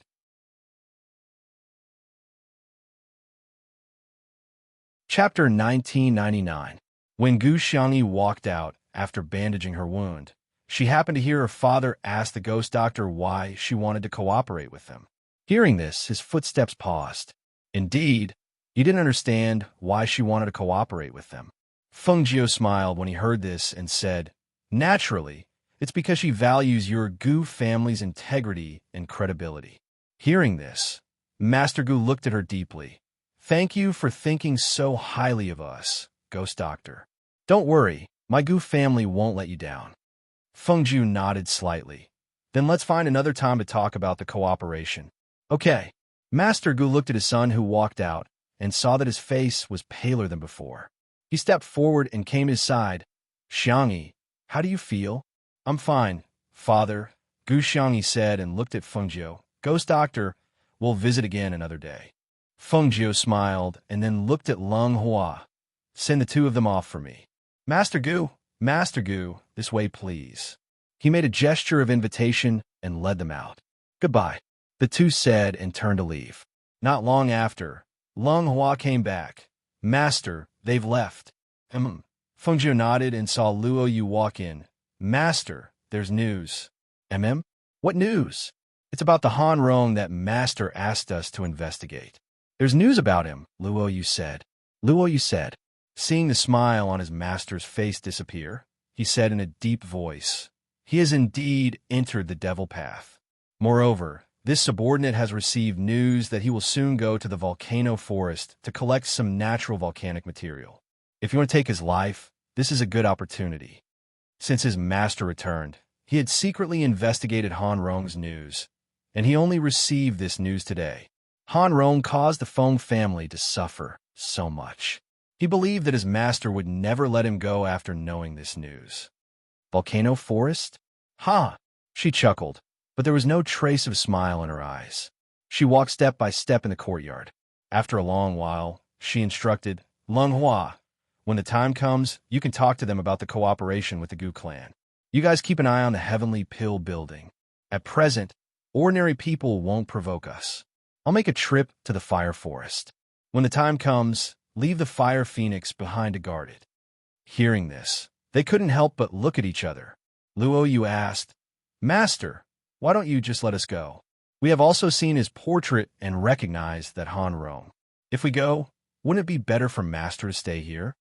If that Han Rong was easy to deal with, he wouldn't have survived until now. Feng Jiu sneered. Since he took over the body, he knew that the people from Yin Dian and I were looking for him. He rarely went out and stayed by the demon venerable's side. Now that this person has the opportunity, I naturally have to meet him personally. With Han Rong's cunning, I won't be at ease even if you guys go. I have to do this matter personally. It just so happens that I also want to see the natural material in the fire forest. If it's useful, I'll bring some back. She said slowly, glanced at them, and then smiled. If there's something you can't solve, you can also go to Mo-chan. I will ask him to help look after the Heavenly Pill building during this time.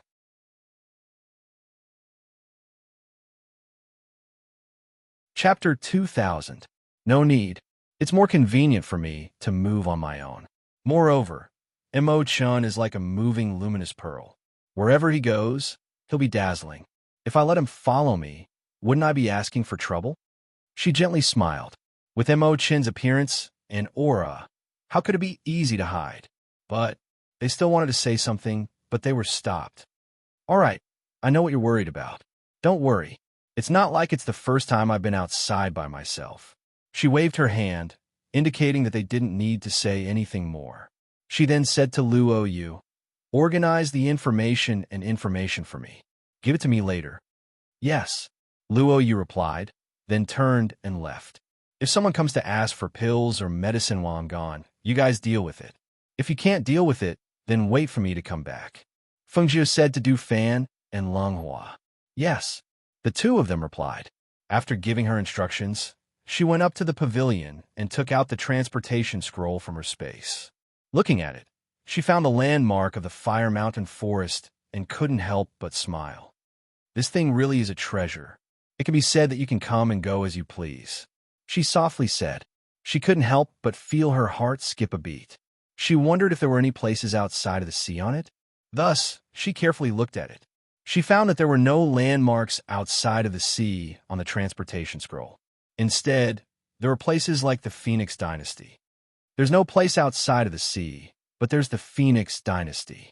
If that's the case, going back is easy. She softly muttered. She took the transportation scroll and looked at it, then finally put it away. She took care of some of the matters in the Heavenly Pill building and made some arrangements.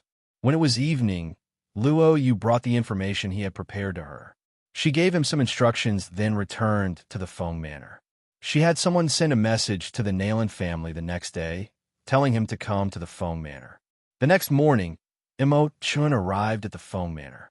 Under the guidance of Lung Hua, he arrived at the inner courtyard. Seeing the table in the courtyard with a few dishes and Feng Jiu smiling at him, his eyes flashed, and he walked forward with a smile. What day is it today? You're actually inviting me to the manor for a drink?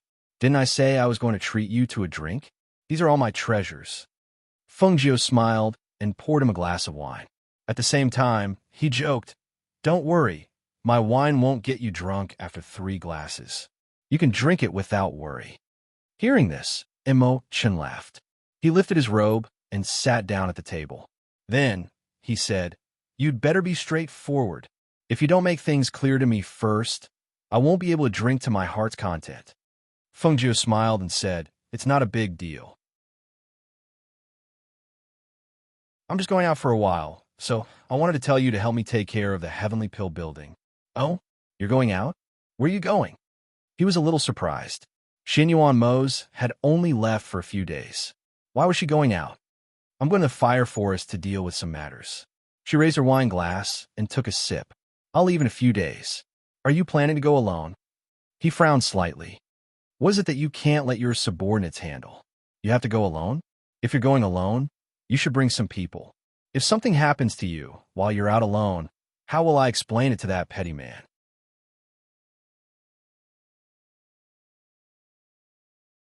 Chapter 2001. He's not here right now. Even if he was here, I wouldn't be afraid of him. Imo-chan smiled as he spoke.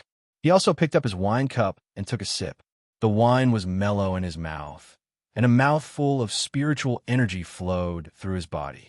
It was very comfortable. "Did you make this spirit wine yourself?" he asked. "You can say that. It's just some high-quality spirit wine that I made myself." "How is it? The taste isn't bad, right?" She played with the wine cup as she looked at the wine cup in his hand. "It's not bad. The taste is very special. It's not inferior to the one I drank last time. Today, I prepared 3 types of wine. Try them and see which one suits your taste. I'll give you 2 jars." She put down the wine cup and picked up her chopsticks to eat. Hearing this, Imo-chan smiled elegantly.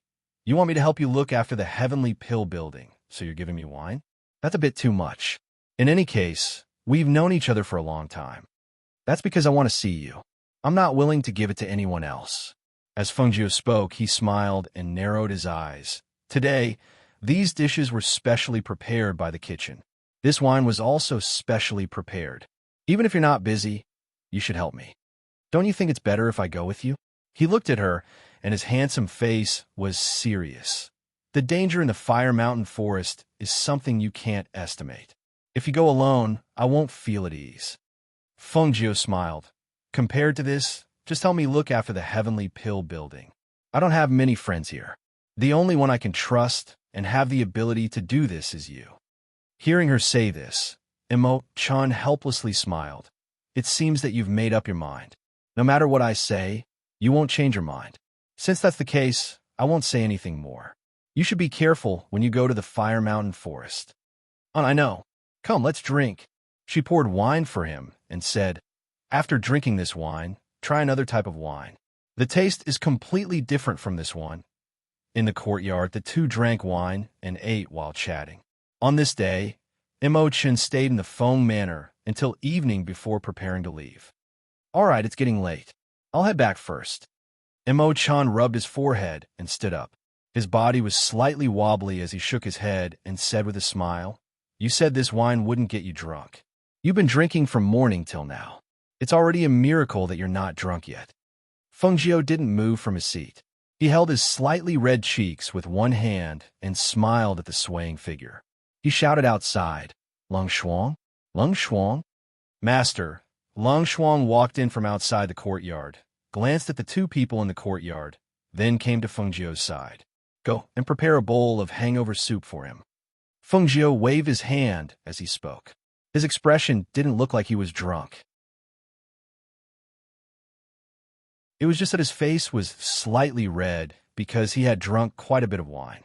"Imo-chan, sit a bit longer. Let Ling Shuang bring you some hangover soup. You can't go back like this."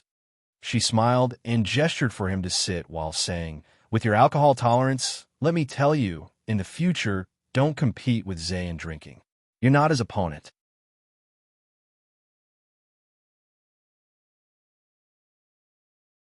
Chapter 2002. Lung Shuang, send him off. Have someone prepare a carriage to send him back. Feng shouted to the outside. Only then did he stand up with the support of the table. He shook his head with a smile and walked back to his room. She returned to her room and washed her face before lying down on the bed. However, just as she was about to fall asleep, she heard the sound of footsteps on the roof. In an instant, she opened her eyes, and a cold light flashed through them. Which daring person dared to come to her home before the sky turned dark? She closed her eyes and calmly listened.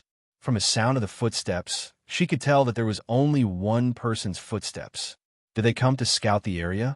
Her heart skipped a beat, and she ran through all the possible enemies in her mind. However, she felt that with the current reputation of the Heavenly Pill Building, it was impossible for the various powers in 100 River City to move against her. Then, it was possible that it was the group of people that had chased after Elder Tan. Ever since that day, there had been no news from those people. She had asked Luo Yu and the others to investigate, but in the end, they had only found a hidden force.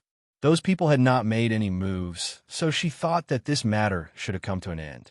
After about half a stick of incense, Lung Shuang's voice came from outside. "Master, come in." Hearing the voice coming from inside, Lung Shuang walked in. Arriving at the bedside, he quietly said, "Master, the manor's hidden guard said that someone came to investigate our Feng Manor. However, the other party left after scouting the area. They did not act rashly and alert the enemy." She covered herself with the blankets and closed her eyes, not opening them. Have them increase their vigilance over the next 2 days. As for what they discovered earlier, since the other party did not reveal themselves, pass down the order that they do not reveal themselves. Yes. Lung Shuang complied, then turned around and left. Fengjiu slept for a while. When night fell, 10 or so imperceptible footsteps passed over the Feng Manor's roof and quietly appeared in the Feng Manor's courtyard. Sure enough, there are no weak soldiers under a strong general. Did they already know that we would come? An evil voice rang out in the night. When this voice rang out, the surroundings were still quiet, and there was nothing out of the ordinary. However, it was precisely this excessive silence that was abnormal. The door slowly opened, and Fengjiu, dressed in red, slowly walked out. His gaze fell on a man who was protected in the middle of the courtyard. He calmly sized him up. "Are you from the Black Hill Hall?" The Black Hill Hall was the faction that was chasing after Elder Tan. This faction could be said to be an assassination faction and was considered to be one of the top in this area. When a man in the middle heard this, his sharp eyes flashed. He stared at Fengjiu with surprise in his eyes, as if he had found prey.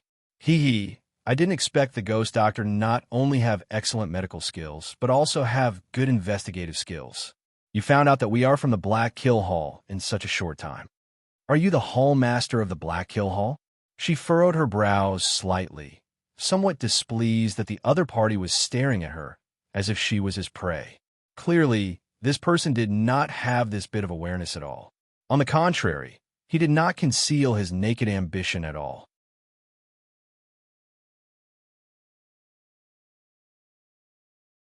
Chapter 2003. Fengjiu chuckled. His laughter was cold, and it did not reach his eyes. She leaned against the door, and her clear eyes swept across the dozen people in the courtyard. Finally, her gaze landed on the man who was leading them. "Is that so? Unfortunately, I don't admire you," she said casually. She spoke absent-mindedly, as she crossed her arms and looked at the man. The words that came out of her mouth, however, were an order to the people of the Feng Manor. "Kill the intruder." These indifferent words were neither fast nor slow, neither light nor heavy as they spread across the night sky. The cold, murderous aura in those words caused the people from Black Hill Hall to be startled. This woman dared to make an enemy out of the Black Hill Hall? Just as they were thinking about this, they suddenly saw over 20 figures appear in their surroundings. Most of these people were at the peak of the fairy realm. These people were none other than the team members that Fengjiu had brought along. They had originally left separately. However, some of them had returned to her side after leaving for a period of time, and they continued to work by her side.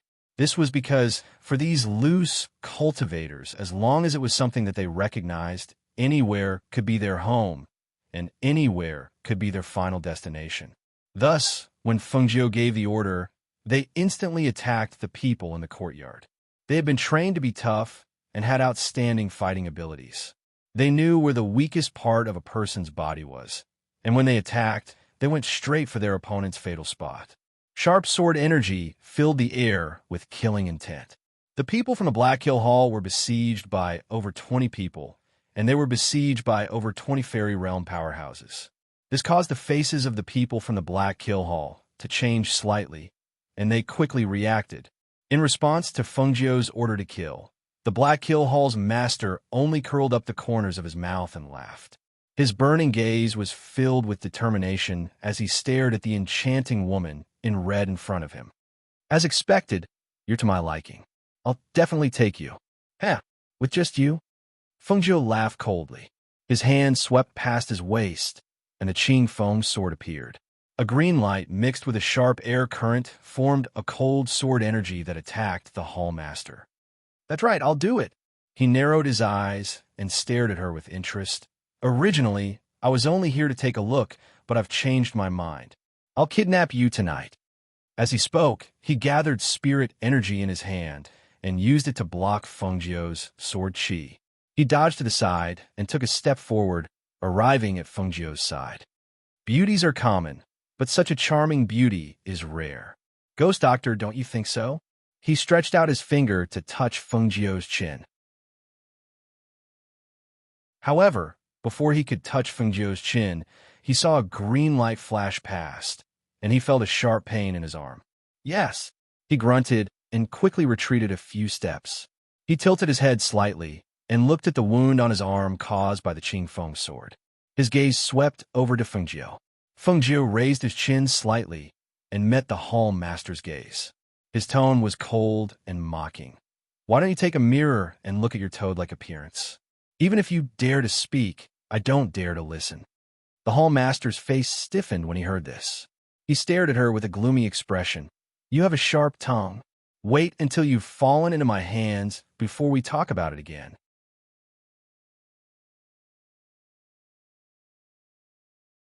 Chapter 2004. In. Hiss. He let out a muffled groan and sucked in a breath of cold air.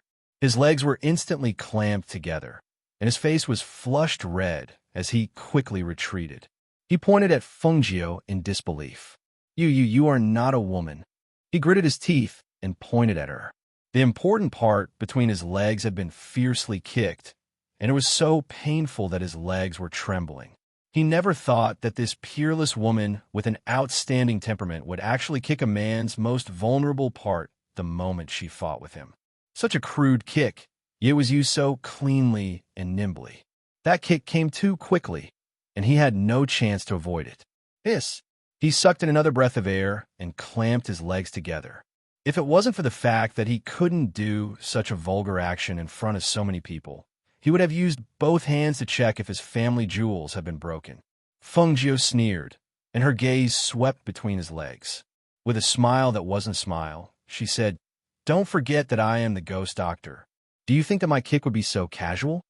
Hearing this, his expression instantly changed, and his eyes narrowed as he looked at her. What do you mean? Damn it, that kick hurts so much. It's exactly what it means. Fengjiu looked at him playfully.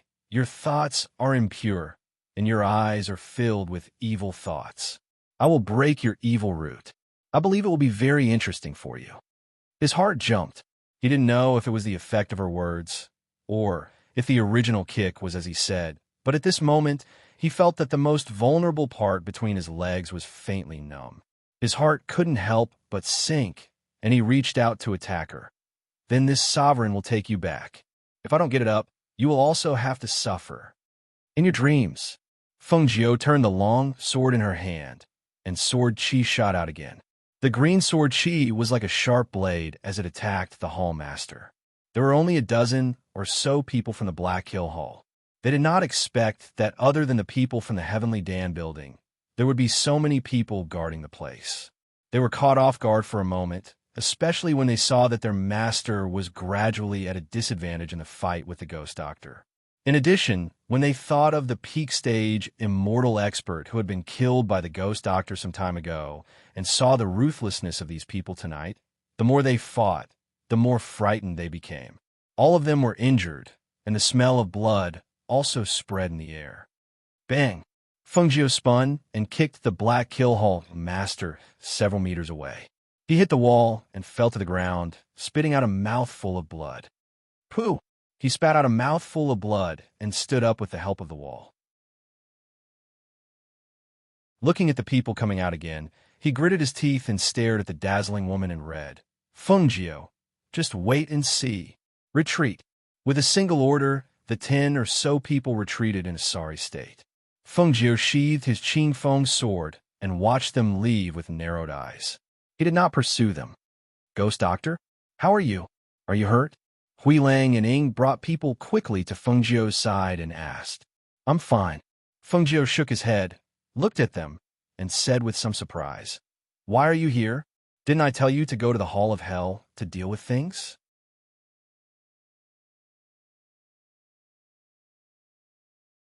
Chapter 2005. Hui Lang looked around and said, We came back after taking care of the matters at hand. Before Master left, he told us to bring some people over to the manor to protect the Ghost Doctor. We must ensure the Ghost Doctor's safety. We originally wanted to bring people over tomorrow, but we heard the commotion next door, so we came over. Hearing this, Feng Jiu nodded. His gaze swept over the people they had brought over and said, How about this? These people can be placed in the Ling residence. I also have people guarding the Feng Manor, so there's no need for too many. If there's any movement, we'll be able to hear through the wall. That's fine. The two nodded. You bring them back first. Come over to my place later. I have something to say to you. Feng Jiu gave the order and returned to his room. The traces on the ground outside were quickly cleaned up by everyone. After Hui Lang and Ying Yi brought the people back to the Ling residence and settled them down, they came back and saw that the smell of blood had already dissipated. Feng Jiu's courtyard was still lit. The two looked at each other and called out from the courtyard. Ghost Doctor, we're here. Come in. Lung Shuang opened the door and gestured for the two to enter. Inside the room, Feng Jiu sat at the table and drank tea. Seeing the two enter, he gestured for them to sit. Sit. The two of them didn't dare to sit down. They just stood there after looking at each other. Ying didn't say anything and just stood there quietly with his eyes lowered.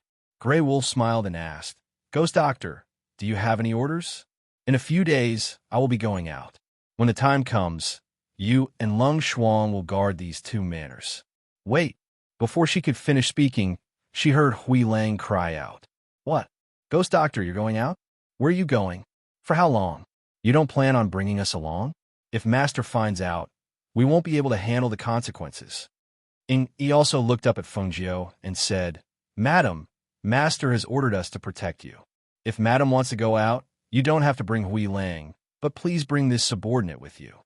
Hearing this, Hui Lang glared at him and said angrily, Why do I have to bring you instead of me? I don't think you're any better than me. Feng Jiu's mouth twitched slightly. She glanced at the two of them and coughed softly. I don't plan to bring anyone with me this time. Just guard this place for me. How can that be? Like Ying said, if you don't want to take him, at least take me with you. Hui Lang said hurriedly, patting his chest. With me by the Ghost Doctor's side, it'll be safer no matter what. As soon as he said that, even Lung Shuang, who was at the side, glanced sideways at the Grey Wolf before silently looking away. You're stronger than me? Feng Jiu looked calmly at Hui Lang and asked. Hui Lang's face stiffened and he said embarrassedly, That's not true. But I can help you and run errands and scout the way. If we're talking about this, I have plenty of people around me. Feng Jiu looked at him with a smile. But with me by the Ghost Doctor's side, you'll be safer. If anything happens, I can also cover for you. Hui Lang tried hard to find something that stood out about him, but no matter how he thought about it, he couldn't find anything that stood out.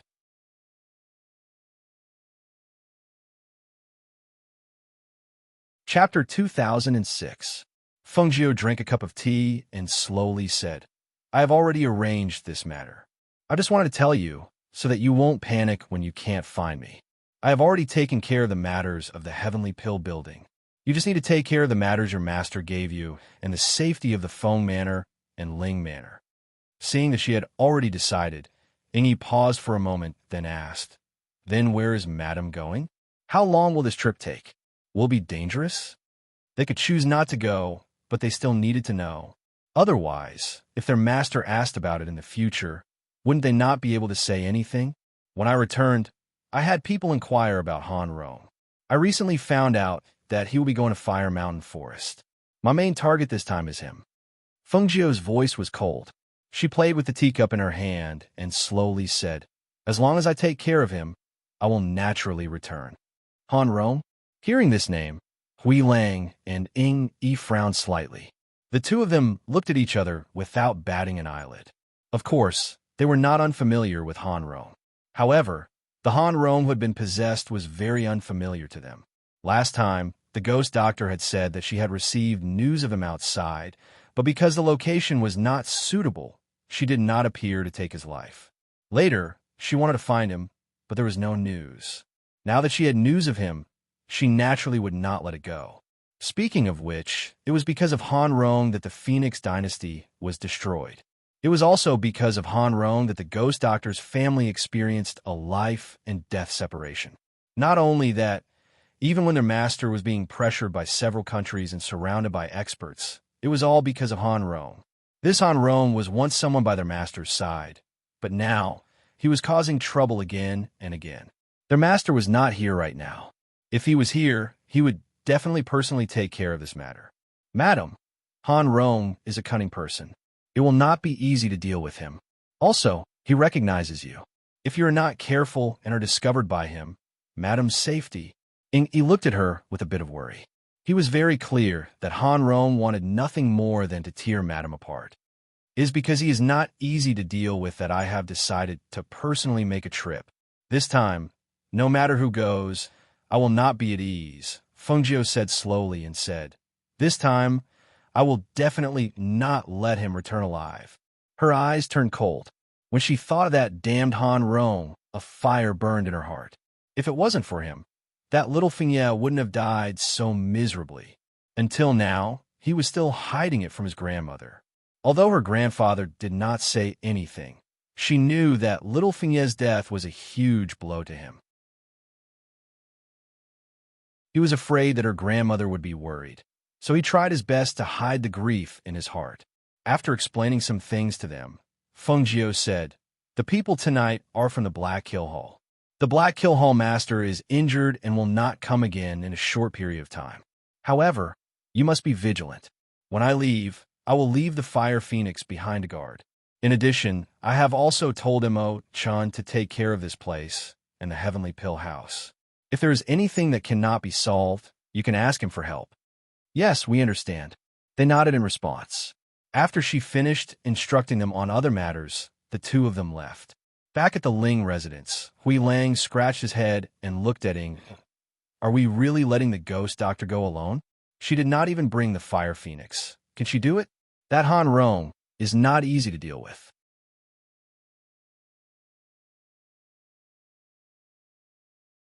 Chapter 2007. "All right," Hui Lang gently sighed. "That's true. With the ghost doctor's strength, there should be very few people that can hurt her. Moreover, she is as cunning as a fox. Normally, whoever runs into her will suffer." As he said this, he saw Yin look at him strangely. Hui Lang reacted and awkwardly smiled. "I was just casually saying it.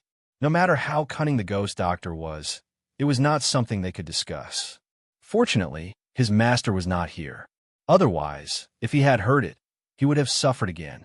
Over the next few days, Feng Jiu spent most of her time in the Heavenly Pill Building. Because she was about to leave, she refined some pills and medicines to avoid not being able to supply them when the time came. A few days later, she returned to the Feng Manor after taking care of the Heavenly Pill Building's matters. When evening came, she changed into a new set of clothes and changed her appearance. She then headed towards the Western City Gate on her own. Of the 4 gates of By River City, the Western Gate led to a mountain path. Normally, there were few pedestrians. After leaving the city, she took out the Aurora transmission scroll. It should be able to restrain the light from the Aurora transmission scroll. She was familiar with using it the previous 2 times. Once she uses it, the light will be too dazzling. It's very likely that it will lead to a fatal disaster. She softly muttered as she held the Aurora transmission scroll and thought. This time, She was not in a rush to use it. Thus, before using it, she thought about it for a while. In the end, she opened the Aurora transmission scroll and whispered in her mind, "Fire Mountain Forest." Just as she was about to use it, her body was wrapped in light and became transparent. With a whoosh, she disappeared. This time, she did not fly across the sky, nor did the dazzling light appear. When Fengjiu landed on the ground, she did not fall from the sky like before. Instead, she appeared on the ground and spun around. Her body gradually stabilized. She looked at the pitch-black environment around her and could not help but reveal a smile. So this is the correct way to use the Aurora transmission scroll. It's much more convenient like this. She patted the green clothes on her body and tidied them up. Only then did she walk forward. This was the Fire Mountain Forest. It should be the periphery. After all, according to the information, the trees around the volcano forest were sparse, and the temperature was relatively high. It was nighttime here, but through the moonlight above their heads, they could see that the trees were lush and green. When the night wind blew in the forest, they felt cool. It seemed that this should be the periphery of the volcano forest. It was convenient to travel alone. Her footsteps were light as she skimmed through the forest. Her green figure seemed to blend in with the greenery of the forest. In the night, if one did not observe carefully, it would be difficult to tell that the moving figure was a human figure. She tiptoed and walked until she saw the faint light of a fire in front of her. When she heard the sound of people talking, she couldn't help but slow down her pace. She took a deep breath and stood among the branches, looking at the group of people sitting in a circle in the forest. There were both men and women in the group. Some of them looked like mercenaries, while a few of them seemed to be the employers of the mercenaries. More than 20 people were sitting around 2 bonfires, talking to each other.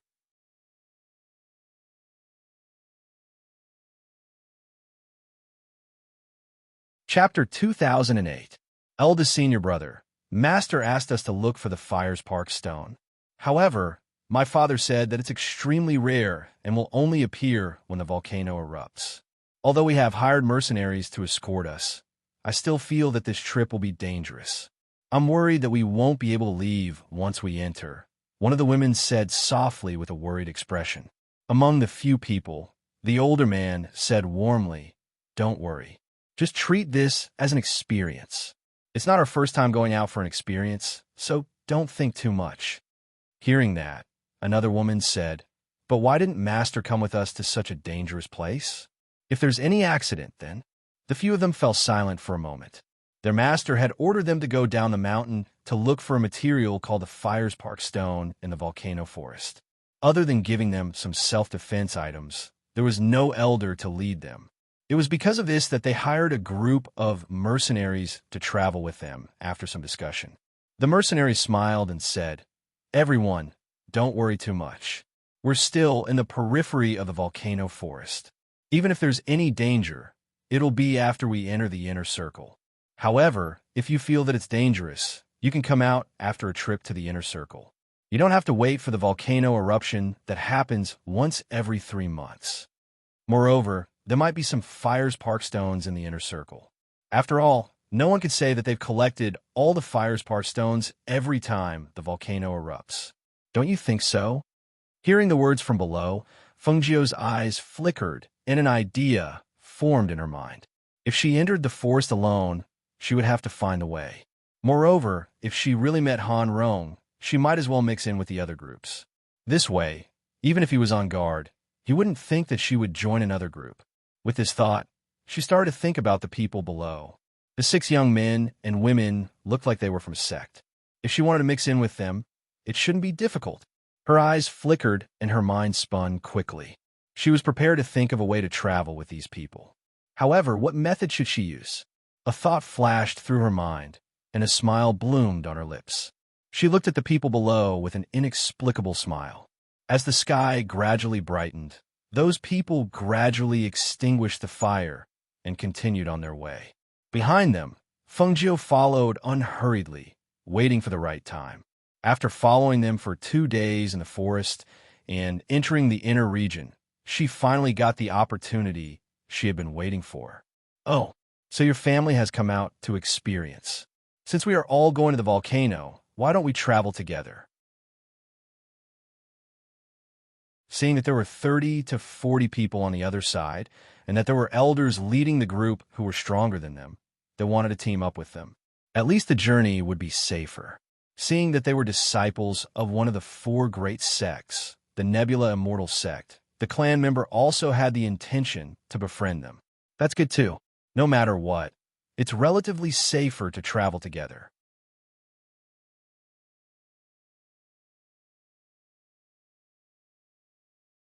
Chapter 2009. Thus, the two groups of people sat together and rested.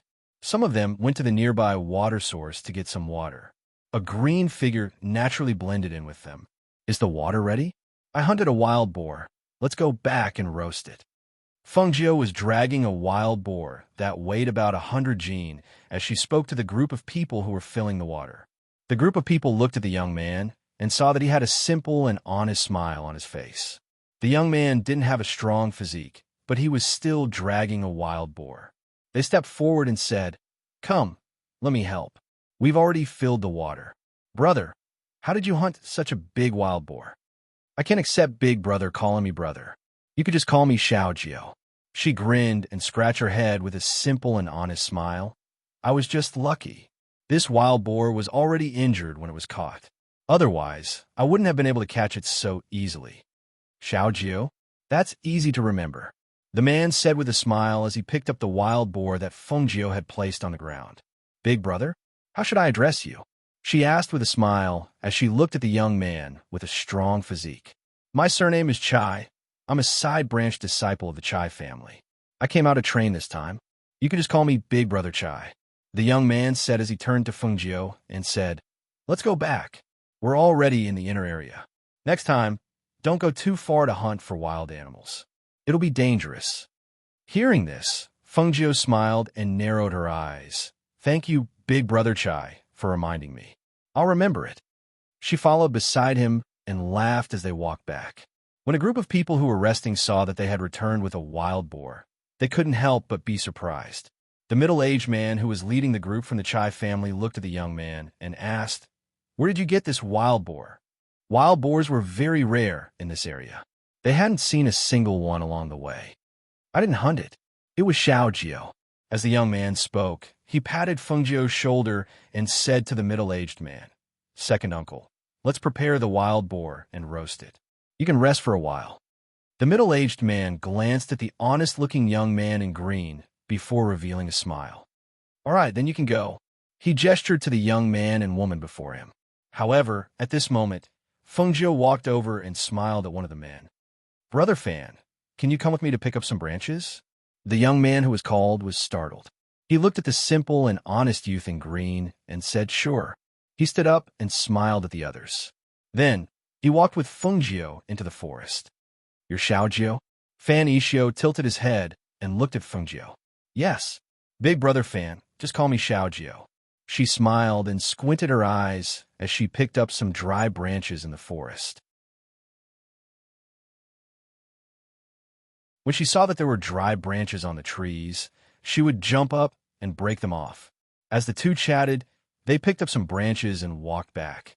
When they reached the resting area, Fengjiu took the branches from the young man's hands and said, "Brother Fan, you should rest first. I'll bring the meat to you when it's done." As she spoke, she carried the branches and walked to the area where the wild boar was being roasted. Fan Ishio was startled. Seeing the young man's friendly tone and manner of speaking, he was a little stunned. He felt that something was strange, but he couldn't put his finger on it.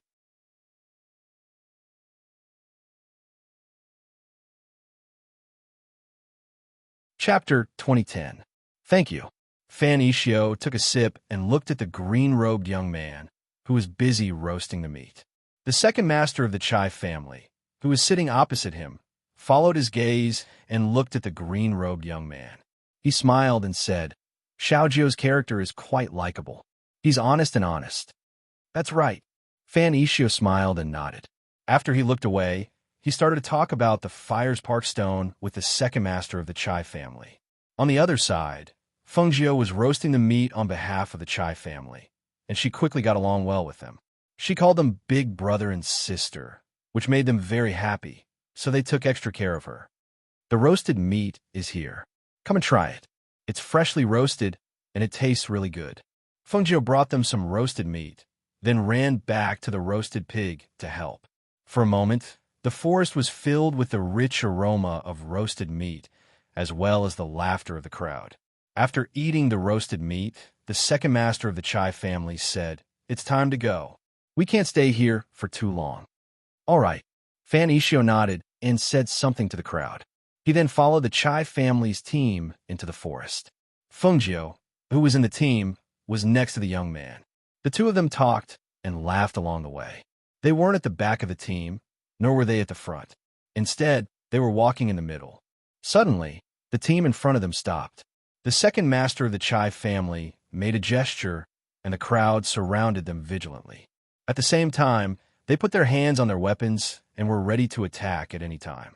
Fan Ishio and the rest also looked around cautiously. They were protected by the mercenaries, but even so, they didn't dare to relax until they heard loud laughter. Ha ha ha ha ha! Along with the laughter, many men wearing mercenary uniforms rushed out from the surrounding forest. All of them had abilities at the fairy realm, and their murderous auras and killing intent were very obvious. This caused the crowd to feel uneasy. The mercenaries who were protecting Fan Ishio and the rest recognized them. They couldn't help but gasp. It's the Scorpion mercenary group. Their faces were pale, and fear could be seen in their eyes. There wasn't a single mercenary who didn't know of the Scorpion mercenary group's ferocious reputation. These people specialized in plundering and didn't reject anyone who came. Most of the men were killed, and their belongings were robbed. The fate of the women was even worse. Those with ordinary looks were killed after they played with them. If they encountered those with good looks, they would imprison those women and turn them into playthings after they played with them. Their methods were so ruthless that it made people tremble in fear. What Scorpion mercenary group? A few girls from a Nebula Immortal sect did not know the inside story and could not help but ask softly. However, the mercenaries who were protecting them pursed their lips. Their expressions were ugly and they couldn't say a word. Fan Ishio had heard of the Scorpion mercenary group before. When he saw the red scorpion tattoos on their faces, his heart sank. He lowered his voice and said to the people beside him, "Later, when the situation doesn't look good, you guys should leave first. Run out of the volcano forest and don't stay." The other two men from the sect saw that the mercenaries who were protecting them didn't look right. Even the older members of the Chai family didn't look right. Their hearts sank.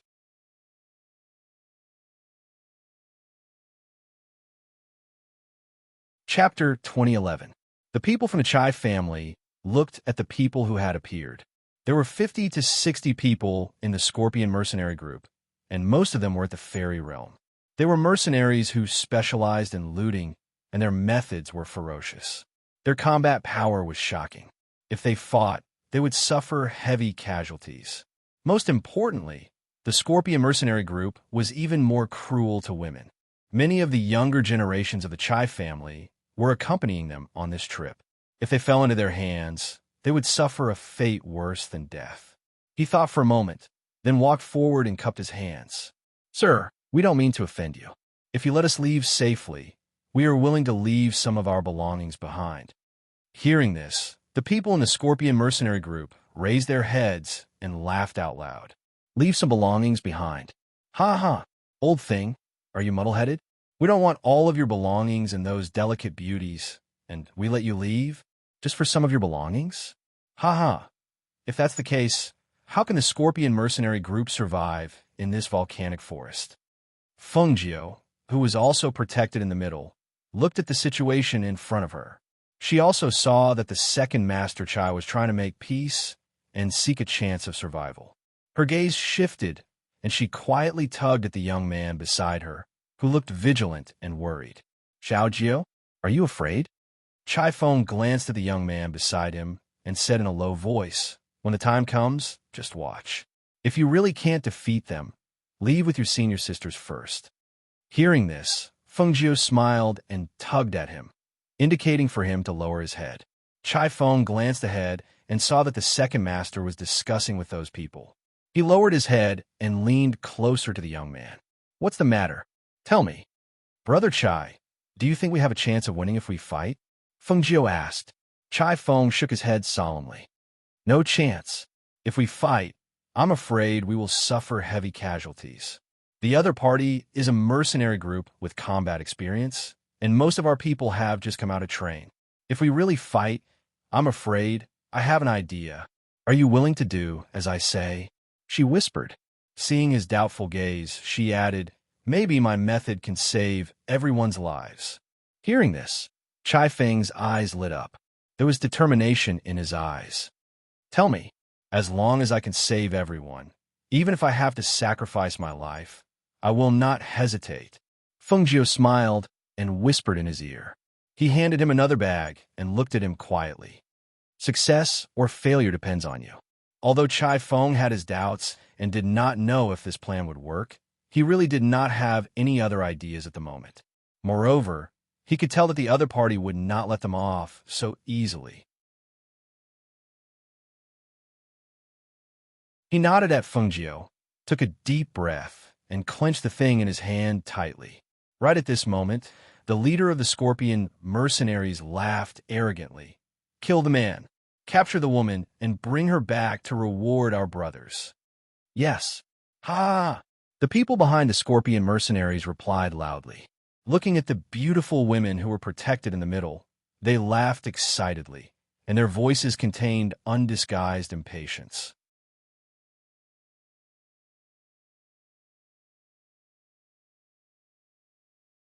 Chapter 2012. Ah!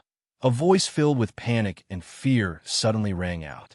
A young man suddenly rushed out from the group. With a frightened look on his face, he waved his hands and jumped up and down as he screamed in shock. "No, no, I don't want to die. I don't want to die. No, no. Ah, I want to go home. I want to go home. Woo, I don't want to go out of train. I don't want to go out of train. I want to go home, mother. I want to go home to mother." The sudden cry not only stunned the people from the Scorpion mercenary group, but also stunned the people who had turned pale when they heard that the Scorpion mercenary group was going to kill and kidnap the young man. The second master of the Chai family did not react for a long time when he saw the young man frightened to this extent. The women from the Chai family and the Nebula Immortal sect turned pale when they heard that they were going to kidnap them to reward the mercenaries. They almost lost their footing. When they saw that the young man was also frightened to this extent, they gritted their teeth and thought that if they could not escape in the end, they would commit suicide. Even if they died, it would be better than falling into the hands of those cruel people and being defiled by them. The people from the Scorpion mercenary group could not help but laugh when they saw the young man crying and screaming. He even took off his clothes and flung them around like a lunatic. "Ha ha ha! Big brother, look, we haven't even made a move yet, but this young man is already scared to death. It seems that our fame has spread far and wide. Ha ha!" A mercenary from the Scorpion mercenary group laughed complacently. He was not in a hurry to make a move. Instead, he held a saber on his shoulder with one hand and placed the other on his waist. He stood there with his feet splayed out and looked at the young man who was crying for his parents. Seeing that a young man was frightened to this extent by them, they felt a sense of accomplishment in their hearts. In the future, as long as they showed up, those people would be scared witless when they recognized them as members of the Scorpion mercenary group. When the second master of the Chai family saw that the young man from his family was so easily frightened, his face turned ashen as he shouted, "Chai Feng, come back." "No, no, I don't want to die. I don't want to die." Chai Feng muttered and shouted as he ran in front of the group. When second master Chai saw this, his face turned pale. "Bring him back." Two middle-aged men from the Chai family stepped forward and tried to grab Chai Feng. However, Chai Feng resisted fiercely. He kept running and jumping around. Don't catch me. I want to go home. I want to go home." Feng Jiu, who was standing in the middle, looked at the scene in front of him with his mouth slightly agape. His face was filled with disbelief and shock. Who would have thought? This Chai Feng was really good at acting crazy. He really looked like he was scared out of his wits, which was out of her expectations. Chai Feng ran a circle around the crowd, but his body and clothes were leaning towards the scorpion mercenaries. After running a circle, he was dragged back by two middle-aged men from the Chai family. Let me go, let me go. He struggled, but to no avail. Seeing this, the scorpion mercenaries coldly snorted and glanced at the women whose faces had turned pale. The leader's lips curled into a lecherous smile as he waved his hand. Attack!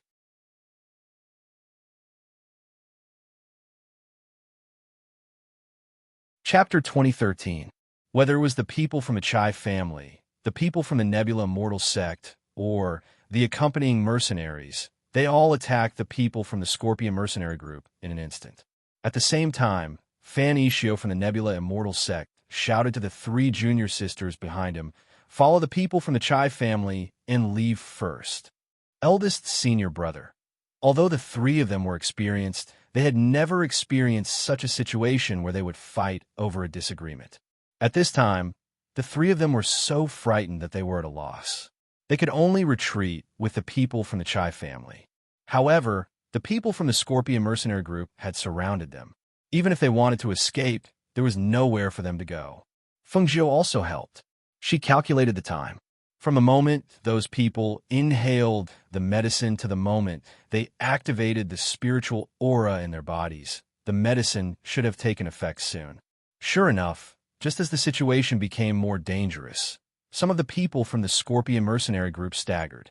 Although they tried their best to hide their shock, their subtle expressions could not escape the eyes of Fengjiu, who had been observing them all this time. At this time, some of the people from the Chai family also felt uncomfortable after inhaling a small amount of medicine. Some of them staggered a few steps before they were supported by the people beside them. Some of them retreated to the side of a tree and leaned against it to catch their breath. Retreat! Suddenly, the leader of the Scorpion mercenary group shouted and ordered his mercenaries to retreat quickly. The members of the Scorpion mercenary group also retreated quickly after receiving the order because they also felt that something was wrong with their bodies. However, in front of the people opposite them, they forced themselves to endure and did not show it. The people on the other side were even more surprised. They did not know what the Scorpion mercenary group was up to. After taking a deep breath, Second Master Chai stared at the people from the Scorpion mercenary group. He could tell that something was wrong with them, but he was puzzled and did not know the reason. Leave half of your belongings. We will let you live. The leader of the Scorpion mercenary group said in a gloomy voice. When he said this, the people from the Chai family and the people from the Nebula Immortal sect were all shocked. What trick are you up to now? Second Master Chai frowned. He did not believe that they would suddenly be so kind as to let them go. Humph. It's just that we don't want to kill today. We want to let you live. Why? Do you not want to live anymore? The leader of the Scorpion mercenaries said in a gloomy voice. However, if one listened carefully, one could still hear the unwillingness and killing intent in his voice. Second uncle, you can't listen to them. They're drugged. Kill them. At this moment, Chai Feng, who was being held at the back, shouted loudly. He struggled and said to the two people beside him, "Let me go. I didn't go crazy from fear. I just drugged them." Hearing this, the people from the Chai family were shocked. Before they could react, they heard the people from the Scorpion mercenaries roaring angrily. "Damn bastard! How dare you play dirty tricks on us?" Their curses were filled with undisguised anger and killing intent. Just now, they had been suspicious, but now that they heard this brat say it, it made them even angrier. It turned out that the reason why they were gradually losing their spiritual power was because of this brat's dirty tricks.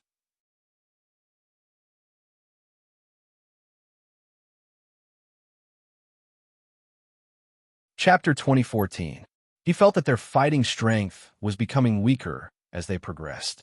He also noticed that some of their footsteps were faltering. So, it was because they were drugged? Yes, I drugged them just now. They inhaled a colorless and odorless drug, so their fighting strength has been drained. Second uncle, let's kill them now and get rid of a big threat. Otherwise, we'll definitely die if they recover. As he spoke, Chai Feng had already struggled to free himself and rushed forward with his long sword. He was not drugged, and his skills were not bad. At this moment, He killed one of the members of the Scorpion mercenary group at a speed that left no time for anyone to cover their ears. A blood-curdling scream suddenly rang out. The blood that splashed out and the sharp and mournful scream instantly brought everyone back to their senses. Seeing this scene, the Chai family's second master was excited and immediately shouted, "Kill them! Get rid of a threat in the volcano forest." As soon as he finished speaking, he took the lead and rushed forward, waving his sword and slashing at the pale-faced Scorpion mercenaries. Just a moment ago, they were all excited and ready to harvest the other party's lives.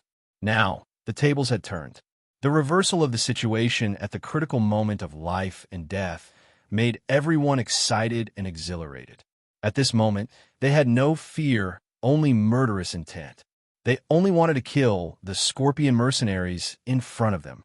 Only by killing them would they be able to survive safely. Fengzhou's lips curved slightly as he watched this scene. A faint light flashed in his eyes as he watched the massacre in front of him. The sound of swords clashing, the sound of blood splashing, and the mournful screams and exclamations mixed together in the forest. In front of her and around her, only the shadows of swords and sabers could be seen flashing past. The Chai family and the Nebula Immortal sect, who had reversed the situation, were in control of life and death. They harvested the lives of the Scorpion mercenaries, killing them one by one until no one was left alive. When the members of the Scorpion mercenary group were killed one by one on the spot, and when they saw the ground covered in blood and corpses, the people who were standing with their swords and sabers pointed at the ground, dripping with blood, finally came back to their senses in a daze. They're all dead. Yes, the Scorpion mercenaries are all dead. The Scorpion mercenaries are all dead. We actually killed them. We actually killed them. Unbelievable. Unbelievable. We're actually still alive. One by one, the people standing with swords and sabers in their hands murmured. A moment ago, they were facing death, but in the next moment, the situation was reversed, and all of this. Suddenly, everyone's eyes fell on Chai Feng. Chai Feng, who was standing in a daze, looked at the green figure with disbelief, shock, and astonishment in his eyes. He didn't expect it to succeed. He did not expect that the situation would turn around just as he had said. He also did not expect that they would still be alive in the end. While the ones who died were the people from the Scorpion mercenaries at this moment, no one knew how much shock and astonishment he had in his heart. Just one plan, just one pack of medicine, and it was actually able to wipe out this brutal mercenary group that was tyrannical in this fire forest. You're tuning into the Warrior Lore YouTube channel. Don't forget to subscribe and join us on this journey to catch the most captivating stories.